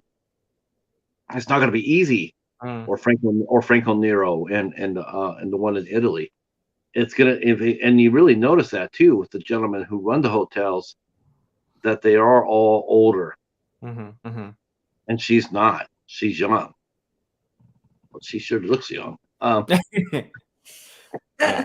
Oh, for sure. Yeah. Yeah. Well, in comparison, like you said, even in comparison to to Winston, for example, yeah, she's younger. Yeah. And she wears her heart on her sleeve. She hasn't learned how to become like she hasn't really learned. It's almost like she hasn't learned to read between the lines. Like, Mm-hmm. okay, I'm gonna take your dog, because I personally think, why would the guy want a dog that he doesn't own? He Mm-hmm. doesn't own the dog. He has no way of controlling it. Why would he want it? Mm-hmm. You Mm-hmm. know, I mean, well, I wouldn't. Yeah. I Just mean, well, it leads to an action scene. So, like, right, at the worst of it, it's an excuse for an action scene. But I right. hate to, that's cynical. That's a little bit cynical to say that. That is just it's John Wick. We're gonna get action no matter what. Of course. I just like looking between, I like looking between the lines too, and I'm just watching her character, and she's like, even John tells her no, don't Yeah. don't do it. It Yeah. wasn't like John's like, oh, he didn't see him say, well, hell no, you're not getting the dog.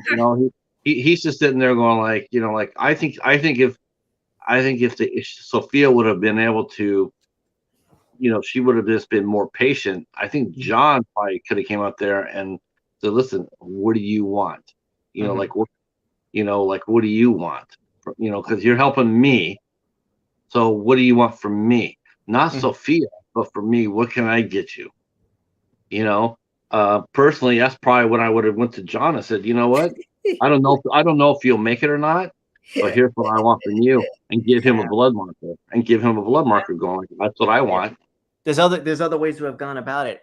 There's a running theme to these movies, right? Where with the character losing a dog, and then there's this violence afterwards. I don't know if I was to sit down and start really hammering into it. I love this character analysis, Patrick. This is awesome.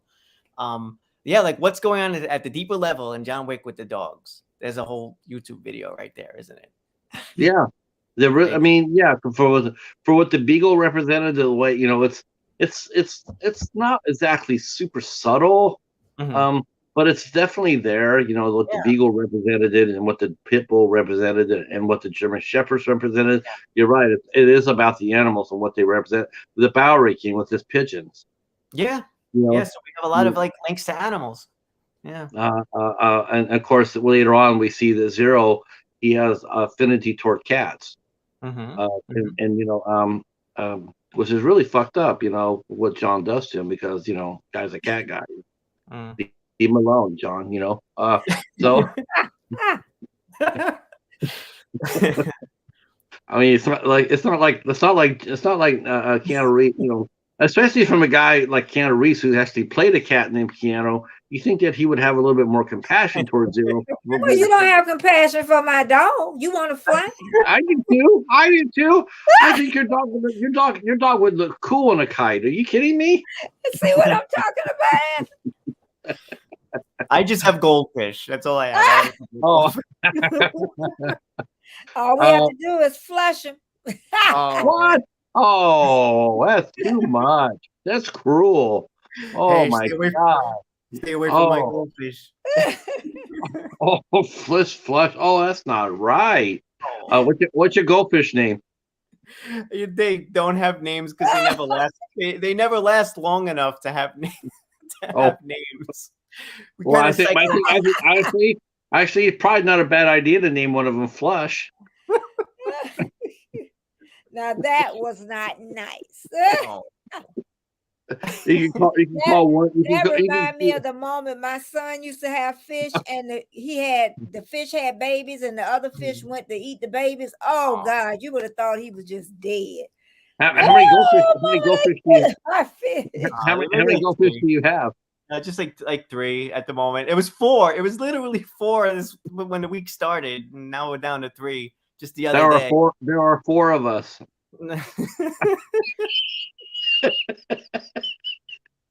The 4 of us are dying. See, we're getting all the references in. We're getting all the Twilight Zone references in tonight. Hopefully, there's at least one Twilight. Hopefully, there's at least one Twilight Zone watcher in our chat tonight, and they're gonna be like, "I hope so." It was the dog reference and the other one. Yeah, that's right. Did you say no? I said 3. What was the first one? The third one. The first one was how they're using all the old equipment because all they're investing in technology, so the old equipment is obsolete. Oh, so is it just obsolete man reference exactly the Burgess Meredith thing? Okay, because I didn't know if maybe there was another episode about technology. I don't want to take this to a Twilight Zone thing, but there was another episode about a guy who really hated technology, despised phones and TVs and stuff. But yeah, all right. Getting back to John Wick 3. Parabellum. All right. Okay. So here we are. We're in Morocco. Her boss, Sophia's former boss, wants he asked Sophia for the control for her dog, and of course she's going like, oh hell no. Mm-hmm. So then the gentleman he makes this, he gets hurt, I guess, and he turns around and he shoots the dog, and it was like, oh shit, we already know what happened last time that happened. So and so she shoots the dog, and of course Sophia's like, you shot my dog.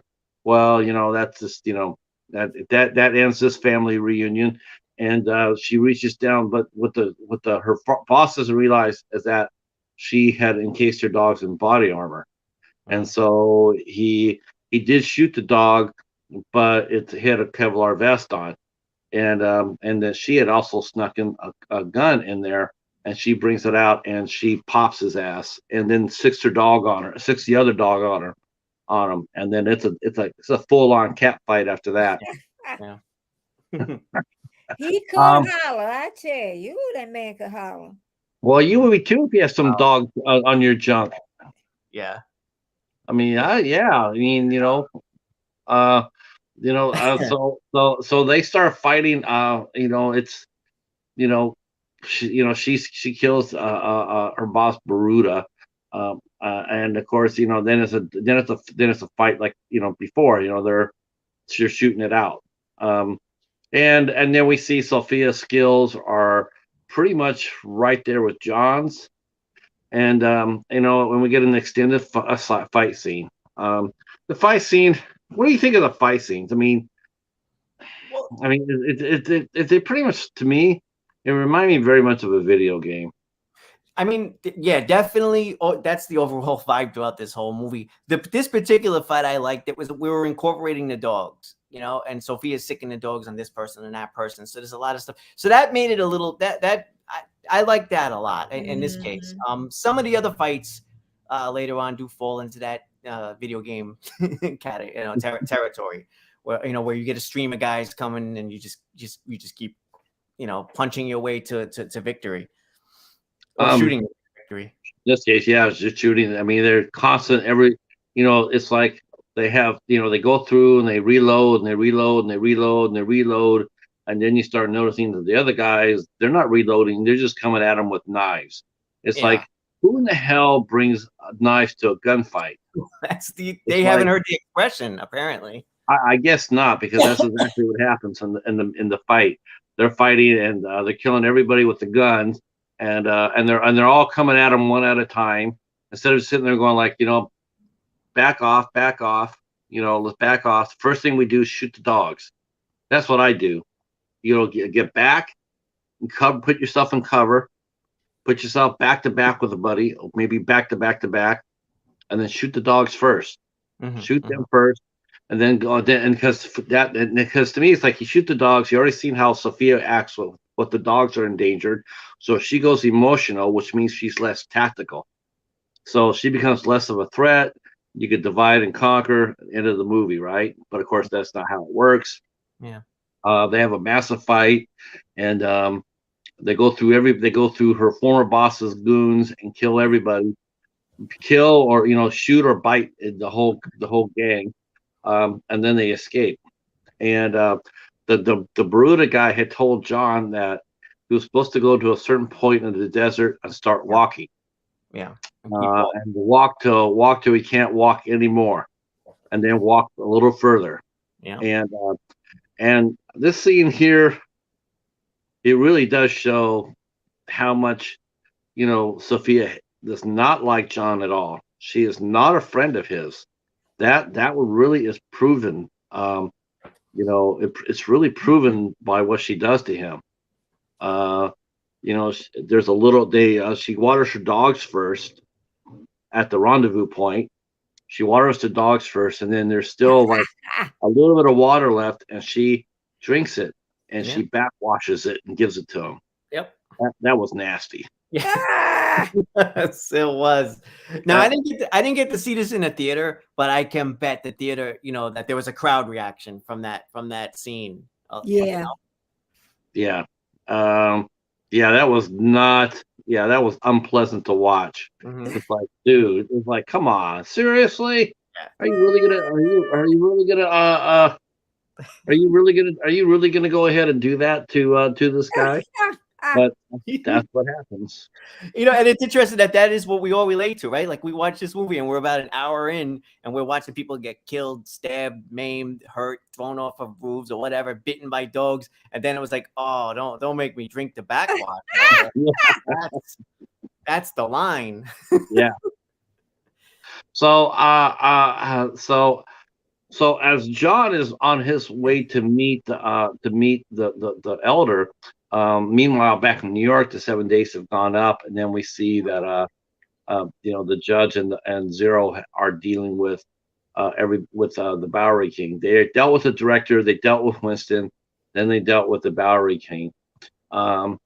So we see that he gets zapped up, and then John, meanwhile, it collapses in the desert and is brought to the elder, who asks why he's there. So John, I think John basically, after all the shit he's gone through, I mean, he's gone through a tremendous amount of shit, and then John says that he wants to stay alive. Yeah. To keep the memory of the love his that wife alive. Yeah, he wants to keep the love for his wife. Yeah. And this was a pretty touching moment. And this is, we were going into this earlier when you were mentioning why doesn't he let himself go? And I think that this was the moment where we circle back to that, right? Where it feels like this is why he wants to keep on going. Now, as viewers, we could look at it and be like, Jesus, that's a sad reason to want to keep living, but it's heartfelt. It's sincere. Yeah. Yeah. Yeah, definitely. I mean, he wants to keep the memory. I mean, I understand that. I mean, when I heard that, I'm like, it's like, yeah, I get that. Yeah. To keep the memory alive, because who else will do it if he doesn't? Exactly. I don't know how he's going to keep the memory of his life alive. Maybe other than telling stories about her or what. Mhm. You really don't know. But that's that's what he wants to do. He wants to stay alive for that reason. And I think that I think it's moving. You're right, it is moving. Yeah. But the elder, because there's been a lot of damage done, and I can understand the elder doing this too. The elder says, okay, well, if you want to stay alive, then you have to do something for us. You have to kill. And he didn't have to do this. This is John's test, is that he's being told that he has to kill his friend Winston. Now they could have killed Winston, 6 weeks to Sunday, by the time that John got back to New York, but that's not what they wanted to do. That's not the point. That's not the point. Yeah. They want John to do it to show that he's 100% back in the life. Yeah. And of course, John says that's fine, and then the elder wants proof. He says, "Well, show me how much you really want to." And then we see another. It's just like, okay. It's just like, you know what? I'm going like, okay, you know what? And then, because John, he takes his finger off, and it's just like, all right. And then he gets up like he's like his Scooby Doo, and it's like, where's the next mystery? Let's get a snack. And it's like, dude, you just fucking chopped off your finger. Like, how come you're not? And then you had it branded. Yeah. Why aren't you like on the ground slothering? Like foaming at the mouth, unconscious from the pain.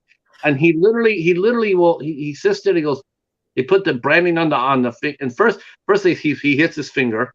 Yeah. Nothing. He's like, oh, ow, oh, okay. It's like he stubbed his toe. Yeah. And then he holds his hand out there and they brand it, and he's like, It's like, okay, you know what? I've gotten paper cuts that I bitched about more than No, same. I've stepped on Legos and I've reacted a little bit more. Yeah. But it's like, you're not just simply going, oh, okay, ouch. Well, you're sitting there going, son of a bitch. He's a badass. He's just badass, man. I mean, the only body part he's ever lost is just one that he cut off himself after all of these guys that he's fought. Yeah. Thousands of people he's fought at this point, right?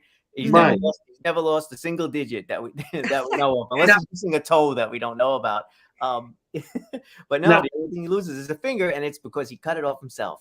That's how much of a badass he is. I would have been down with that if they would have established his character as, because sometimes this is like a I don't want to say cliche, but they do have these characters like they don't feel pain. Yeah. Like Hitman 47. Yeah. That guy doesn't feel any pain.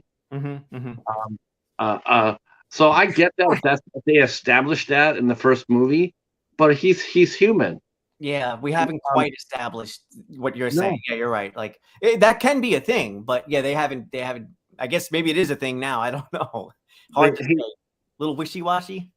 Yeah, and then he gets his finger cut off and branded. He goes over there and bends down, bends the knee, and gives his wedding ring to the elder. Yeah. I'm just like, okay, why did you just give him the finger? Yeah, like literally and figuratively. Like, here's my finger and fuck you. It's like we're doing it. But no, I mean, it would have been more interesting if they would have had some guys hold him down and then have his finger removed that way. Yeah, I think so.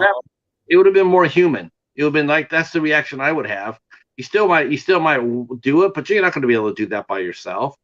I mean, I guess if a samurai can kill himself, he can chop off his finger, but still, he's going to have a lot more reaction to that.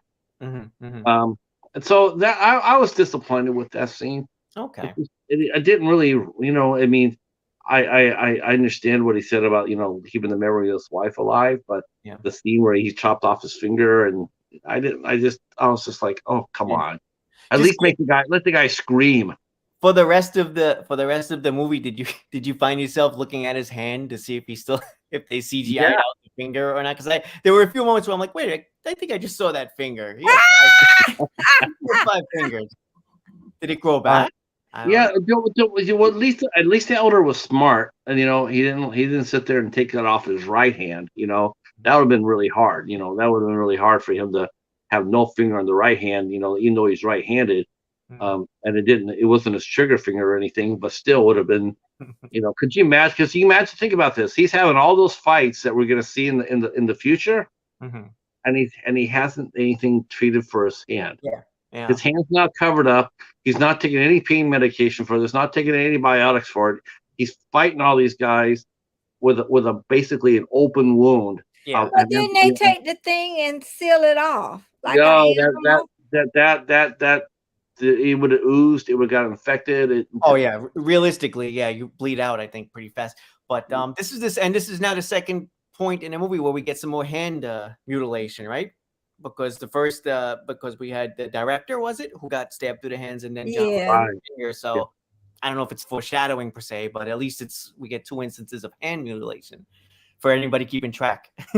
Yeah, I mean, the only reason when I saw the director get her hands cut and she didn't say anything because I'm going like, of course she's not saying anything. It's Morticia. She's badass, So I was able to overlook that, but this was just like Not this is this. just like this. No, not so much. So now that's what he has to do. He has to go back to New York, and he has to take out Winston. So he gets back to New York, and he's supposed to the contract's still out on him. It's not going to be closed until he kills Winston. Yeah. So he lands back in New York, and pretty soon people are seeing him, and as a couple of assassins go to him, they in turn are killed by Zero's disciples. They're protecting him for Zero because Zero wants to take him out himself. Mhm. Yeah. So then starts the last big fight of the movie. Of the century. Yeah, no, Yeah. Act 3 is just sort of nonstop, blurry fog of action. Yeah. So basically the fight takes them all the way over to the Continental, and John's like laying right there, and Zero's about ready to finish him off, and then John he manages to put his hand on the step of the Continental, and Zero's about ready to shoot him when who shows up, Betty? Oh, I'm sorry. Your guy shows up on the steps. Your guy shows up. Hello. Who shows up? I don't know. I was looking at the thing over there. Oh, you gotta stay with us. So Sharon is there on the steps. Okay. Sharon's on the step. He got his hand right up there on the step. Oh, thank God I remember. And then he told him he couldn't do anything to him because his hand was right there touching it. Yep. So I'm pretty sure if Sharon didn't like him, he would have let him kill him. Well, yeah, I you know what though? I don't. Yeah, Zero. The thing is, though, it's like you tell people like you can't kill anybody on there, but the thing is, though, you can't stop him. But if there's going to be consequences. It's like yes, that's like what happened to John. It's like Winston told him, "Don't do it," and he still did it anyway. Yeah. Well, he can't stop him, but he can only tell him if you do this, there's I can't help you. Mm-hmm. And that's where Sharon was like, you could do that. Yeah, you can kill him. I mean, you could, but all you're gonna do is you're just gonna take his place. Yeah. That's gonna be you. That's gonna be you as soon as a few phone calls are made. That's gonna be you. And and who wants that? So they go inside the hotel, and this is where Mark Dacakis gets really it's his character comes out, his personality comes out, and we find out that he's slightly goofy. He's a fan. Right? Yeah, he's a big fan of John Wick, and the way he talks to him about it, like he's sitting there with fanboy's eyes, Yeah.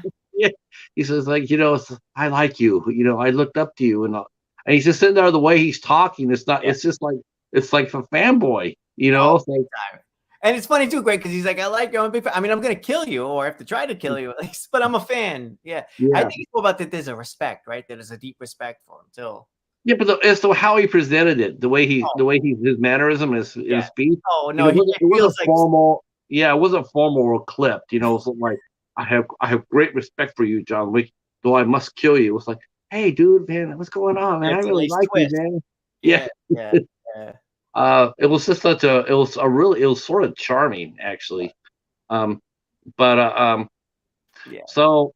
of course now while this is going on, John's safe, and he talks to they're talking to each other a little bit, and then he goes to see Winston, and then Winston says, "You're here to kill me," and John's like, "Well, yeah, that's what they said." And then they talk a little bit more, and then the judge comes in and sees that says, "Are you not going to kill him?" and are you going to leave? And Winston says, no, I don't think I am. And then she asks John, are you going to kill him? And he goes, no, I don't think I am. Yeah. And of course, that makes her angry, and she proceeds to 6-0 on him, on those two, along with some assistants, some of our finest. Yeah. And then we find out that the Continental, their staff is not just staff, but they're also fighters. Everybody's in on it. Yeah, everybody. Yeah, they're fighters. But they're not ready for the crew that comes in. I mean, they're not ready for them. I mean, they think that and the hotel staff pretty much gets wiped out really fast because those other guys were fucking armored. I don't know what they didn't show what they were wearing, but all the weapons that John and Sharon were using at first were just not very effective. That's right. They had to at some point get the armor-piercing bullets in order to make a dent in that other team, right? I believe, Yeah, that's even otherwise they would have been wiped out. So they go ahead and they fight to the Sharon and I mean they must have killed about, I don't know, they must have killed about 20 hotel staff. I lose count in these movies. Yeah, they tried. I mean, they tried to fight and whatnot. And Winston's he's in a panic room, so to speak, and he's locked in. Yeah, well, that's what a panic room does. And so the judge keeps trying to call him, and he's not answering the phone. And then pretty soon she starts noticing that her fellows are being whittled down. She's losing her troops. Yeah. And it comes down to Zero and his five disciples. Now, I don't know about you, but I thought the fight with the disciples was much better than the fight between him and Zero. Okay. I thought the fight with I thought they gave John a better fight than they did than Zero did. Yeah. But I think the stupid part, now you already know he's a killer. Mm-hmm. Okay, y'all about got him, could kill him, and then y'all let him back up. Yeah. That's crazy. I guess it's a respect thing. I know the one you're talking about. I know what they was doing. It's a little out of place at this point. Yeah. At this point, that feels out of place a little bit. It's like y'all giving him a chance, and he a murderer. Yeah, but if you notice, he left those two alive. He lets them go. Yeah, he did. There's some nice follow up to it. Yeah. And they zonked out too, boy. Because they turned around. He turned around and he says, "Be seeing you." Yeah. Yeah, and they just zonked out. They were so happy. But that fight scene they had, I mean, it just goes down to this is where the movie was really wobbling off the rails. Was the fight scene there? It was just again, no finger, raw open wound, still beat up from all the other wounds. Yeah. He's still got the wound in his side. He's still got the cut wound. Yeah. I mean, he's been through hell. Yeah. He hasn't gone by 2 or 3 cars, thrown around. He hasn't gone to the bathroom not once in the 3 movies. I know somebody else said that. Well, he didn't go to the bathroom. That's another good point, right? Is that these movies are basically taking place like right after each other. This is like the next day. So it's like it's interesting. At least do a product placement and have them stop in for a Subway or something. Like when I'm not out assassinating or on the run from the pie table, I like to have a foot-long tuna fish, or something like that. Well, he didn't eat either, did he? He didn't eat. No.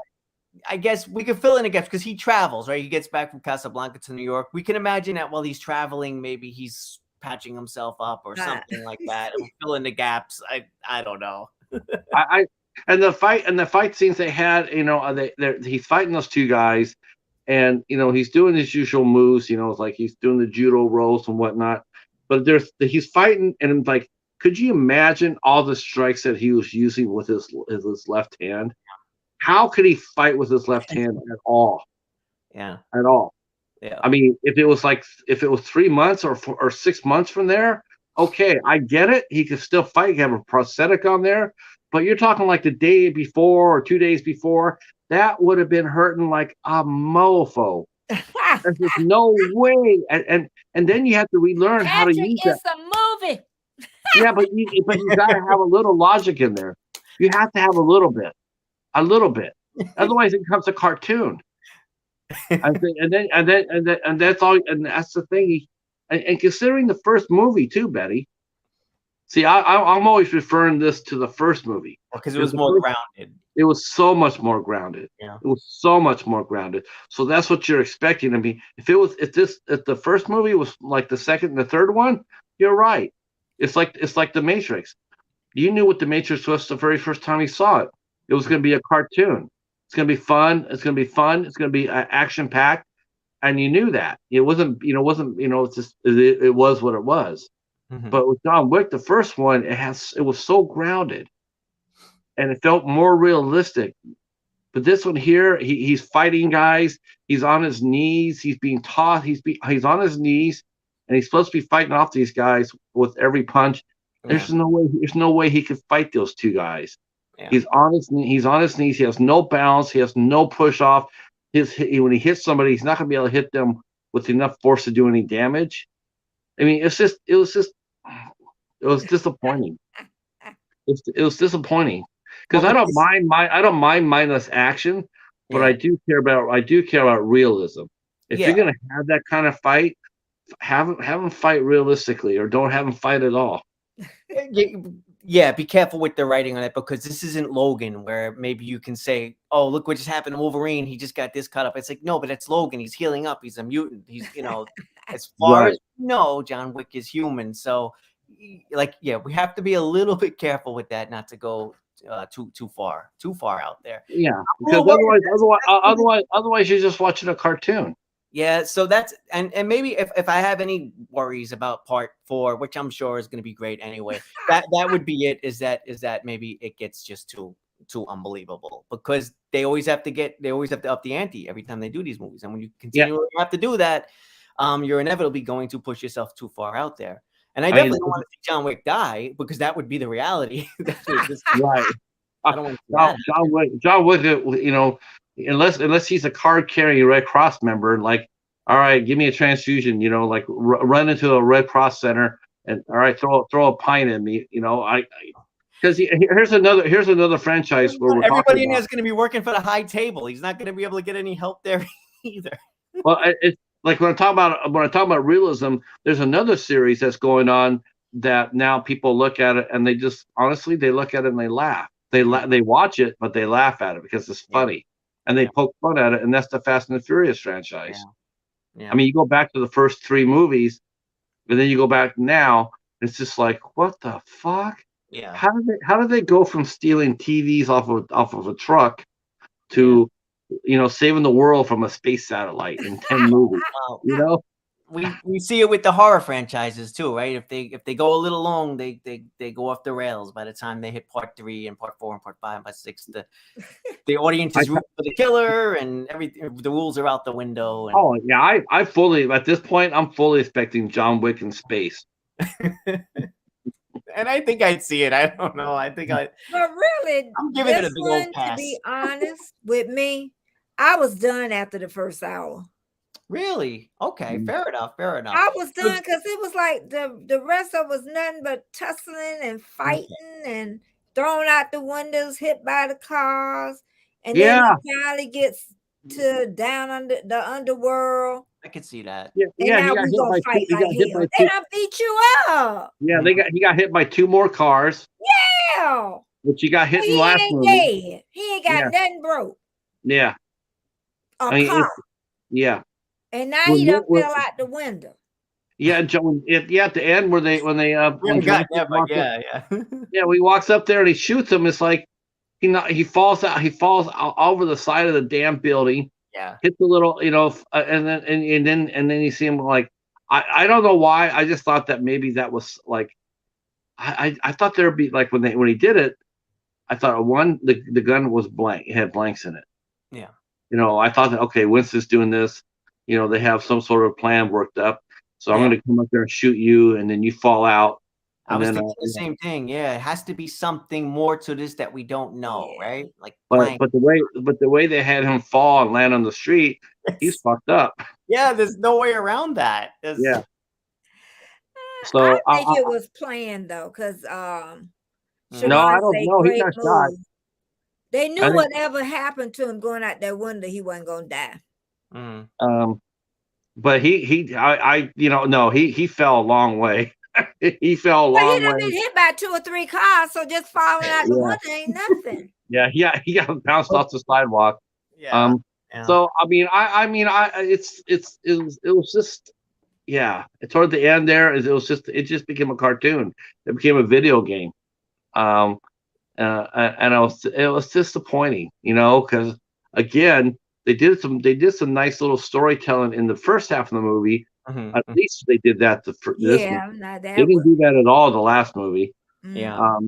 And then we got the repeat of the first movie, and it's like, okay, we're gonna have them fight. It's like, yeah, but you already did that. Yeah. You've done that. You've established that. Move forward with the story. Yeah. So it's the ending of 3. I mean, is better than 2. It's definitely better than 2. Because I'm really glad that I really hope that we see her back in the next movie. The judge, Asia Kate Dillon. I hope she comes back. She would have to come back. Yeah. She has to come back. Yeah. She was awesome. So I mean, it's going to be John, and it's going to be the king, and they're going to be going up against an army. I guess that's safe to assume, right? Right. They're going to go, yeah. And because the Bowery King, he survived his 7 cuts. He fucked up. He says, you look better than how I feel. And Winston, he was drinking his Fanta, grape, or orange, or whatever. Yes. See, I didn't miss anything. I think that was blood. I think he was I think he was transfusing himself. Nah, that was Fanta. Yeah, we don't know if the wounds that John got were from Winston or from the fall. But we'll find out in the 4th one. Yeah. But the thing is that John Wick earned his way back in for a minute, and now he didn't. So what does that mean? Is he still underneath the $14 million or $15 million bounty? Yeah, because he didn't kill Winston. Unless he killed Winston, he still got to kill Winston for that bounty to get off his head. Yeah. Yep. Yeah, he didn't do that. So it's going to be really. Get Winston. That's what he gonna do. Yeah. And then he gonna find him a new wife and have him some babies. And get his car back from John Wick. Oh yeah, I forgot about the car. You should have tried to get burned up with the house. I was hoping they would call the cleaning. I was hoping they called the cleaning. I know, we got used to them, the cleaning people. Yeah, come back there and clean up the Continental. Oh, jeez, it's gonna be something. Jerry, the police that knew him, he probably was one of them too. So John Wick it's a fun series. I mean, I'm not gonna, for what it is, it's absolutely fun. It's a joy to watch. You can't take it too seriously. I will say about the first one, you can. The first one is definitely, as far as ranking the movies, I think everybody here is pretty much going to say the same. I would say the first movie is my favorite by far. Then I go with 3. And then I go with 2. Yeah. As far as the ranking in the movies go. Yeah. That's mine too, pretty much. Yeah. That would be my ranking. I just think they could have did each movie in an hour. So you would like some editing here and there. Yeah, because after a while it becomes unbelievable. I hear you. Yeah, you get numb to the action after a little while. Yeah, especially the third. By the third one, I'm like, after an hour, I'm like, all right, I've had enough of this. I had to watch an hour, then go back and look at another hour later on. That's the difference between these action movies and other action movies, or even older action movies. Older action movies do take more time to breathe, and we get some more character development. These remove all of that, and we're just going to give you all the fun stuff. It's like going to dinner and just eating the dessert, eating 5 desserts. Yeah. And I love it anyway. So I know that sounds like a criticism of the movie. I actually do love them anyway. But like Patrick said, you take them for what they are, and this is what they are. It's not boring at all. God, no. You know what I mean? It's not boring. I mean, if I was going with a date and popcorn, oh yeah, we have a good time at the movies. Yeah. It really wasn't a boring movie. Oh no. My husband took me to John F. Kennedy, that assassination thing. All us poor women was standing in the back. God help us. Kevin from Haunted by Horror Team comes in. He says, "In the next movie, they'll really explore the connection between the John Wick movies and the Matrix Resurrections, or if not the Resurrections." And I said, or at least Keanu. Yeah. It's a shared universe. Yeah. I'm still waiting for Keanu too. I mean, Jordan Peele needs to get off his ass and make that movie. He gonna need the money. Maybe nobody's putting out the money. I hope we find out that Zero has a twin brother in the next movie. Oh, Lord, so I have to sit there and say again, the performances in the third movie, there were some really good ones. I mean, there really was. Halle Berry was really good. Yeah, that part was. I mean, I that's the reason why I put this movie second. I agree on that one. Of course, like I said, Asia Kate Dillon stole the movie as far as I'm concerned. As the judge, I thought she was outstanding. Everybody else was too. The cast is really good. They just didn't have that. They didn't have the material to back up their performances. Yeah, and maybe the conclusion, like you guys noted, maybe it could have been reined in a little bit. I don't know, like something a little more grounded. Yeah, that's my disappointment. With this movie, I just wanted them to come back and be a little bit more grounded, like in the first movie, because the first movie was so much. It's so good. The first movie it's really good. I really did like it. I really did. The other two action packed, fine, but you know what? I'm just maybe because I'm older, because I'm an old guy or whatever. But I like to have some meat on my bones. I want to see a story. If I want to play video games, I go buy a video game. And maybe Helen never died. Oh, I'm sure. No, she died. He was there when she did. Never know. They're gonna clone her. Oh no, clone her. Oh, geez. Never know. He might have had the highlight. Yeah. John Wick Chapter 4, The Clone Wars. Yeah, you just never know what's gonna come up next in the John. That's right. Remember that movie X versus Sever with Antonio Banderas and Lucy Liu? Mm-hmm. Maybe it'll be John Wick versus Keanu. Oh, jeez. So that's our look at John Wick. Of course, you guys out in the chat too. Those are replaying this. Wow, we got 2 people watching this. Wow, I thought people liked John Wick. What's up? Anyway, I will say this though, for people who are watching for the replay or whatnot. But go ahead and drop down your favorite John Wick movie. Like I said, we got a poll going up here. Let's see what the poll has told us. I can tell you right now that most people like the first movie more than anything. Mm-hmm. First movie, 65%, 23 votes, 65%, 13% like John Wick 2, and 22 like John Wick 3 the best. So, I mean, pretty much, I think that, honestly, I think it's pretty much safe to say that's how people will see it, regardless when we talk about it. Yeah. All right. Wow, we're almost out of time, so I'm going to let each of you guys tell us a little bit what's going on with your channels. What's going on with your channel, Betty? Oh, same old thing. Monday and Wednesday, my videos go up, my little vlogging thing at 4:00 p.m. Eastern Standard Time. Then weekly, I do my my lives on Tuesdays at 4:15 p.m. Eastern Standard Time. And this week is going to be about me growing up. So we just each week until I run to about 18, huh? Growing up John Wick? No, growing up in the 60s. That's kind of like John Wick. That means you'd be growing up 3 the hard way then. Hell yeah, I dropped that bomb. That's right. Recognize. You ever seen 3 the hard way, Anthony? I don't believe so. No. Classic.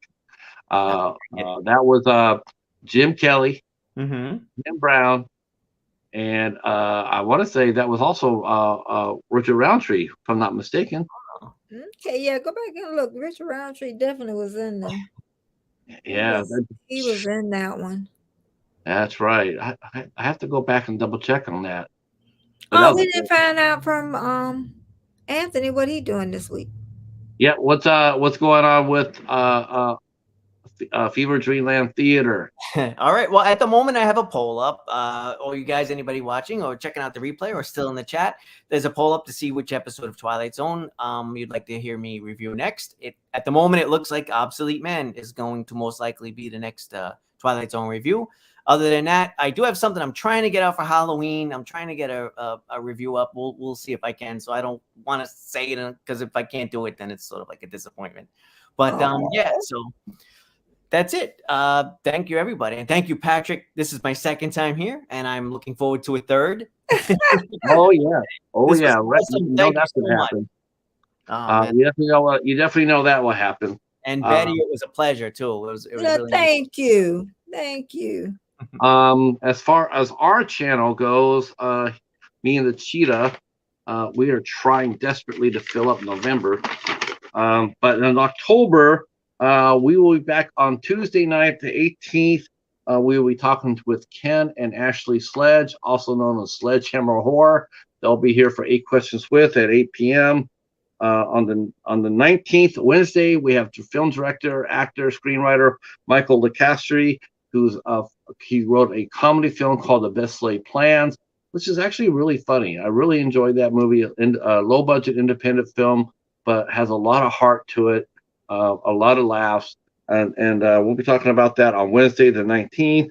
On the 20th, we are welcoming in rocker. Constance Steele will be here with us. She's a rock vocalist. She's also a model, and she has done a little bit of acting on the side. And she's a published poet. So we'll get a little bit of poetry reading on the 20th. And then next Sunday, the Bat will be back. Al Lucard, the Bat. Thank goodness, Al. Come on back. That's right. Come on back, Bat. We'll be talking all things Terrifier next Sunday. And then on the 30th, we have 2 shows. One will be here. We'll be talking about all things John Constantine. And then before that, we'll be over at Ben's Cadaver Club's channel for our IFC night. And we will be talking Hunter x Hunter. I'm gonna have to bring a damn flashlight to that show because that movie is so dark. That movie is a dark movie. I mean, if you come watch our show and you come and listen to the discussion, please be in a good mood because that is a depressing movie. But a great movie at that. So it's a good movie. But got some good views on here, child. Hell yeah, he does. The Twilight Zone tears it up. To check you out. Oh, thank you. I appreciate any and all views. I know what they say. I know a big YouTuber now. Yeah. Oh God. Hey, do you think? Hey, you say so, Betty? Thank you. I appreciate it. Betty, do you think Anthony's frog famous? Yeah, we'll put him up with frog famous. Erie Frog, our good friend Erie Frog, also known as Frog Famous. Hi, Rebecca. How are you? Glad you're here. But we are out of time. I want to thank you two both for coming out and hanging out with us. And Betty, for you for doing the John Wick, the whole series with us. Wow. Anthony, as always, you will be here. You'll be back again really soon. Both of you will be back here soon. And we'll be back here next Sunday again with the Bat. We'll be back, and we'll be talking all things Terrifier. So until then, be good, be safe. You two stay right where you're at. Everybody else, thank you, and we'll see you Tuesday night. Peace. Bye. Rebecca Yarn was here. Rebecca.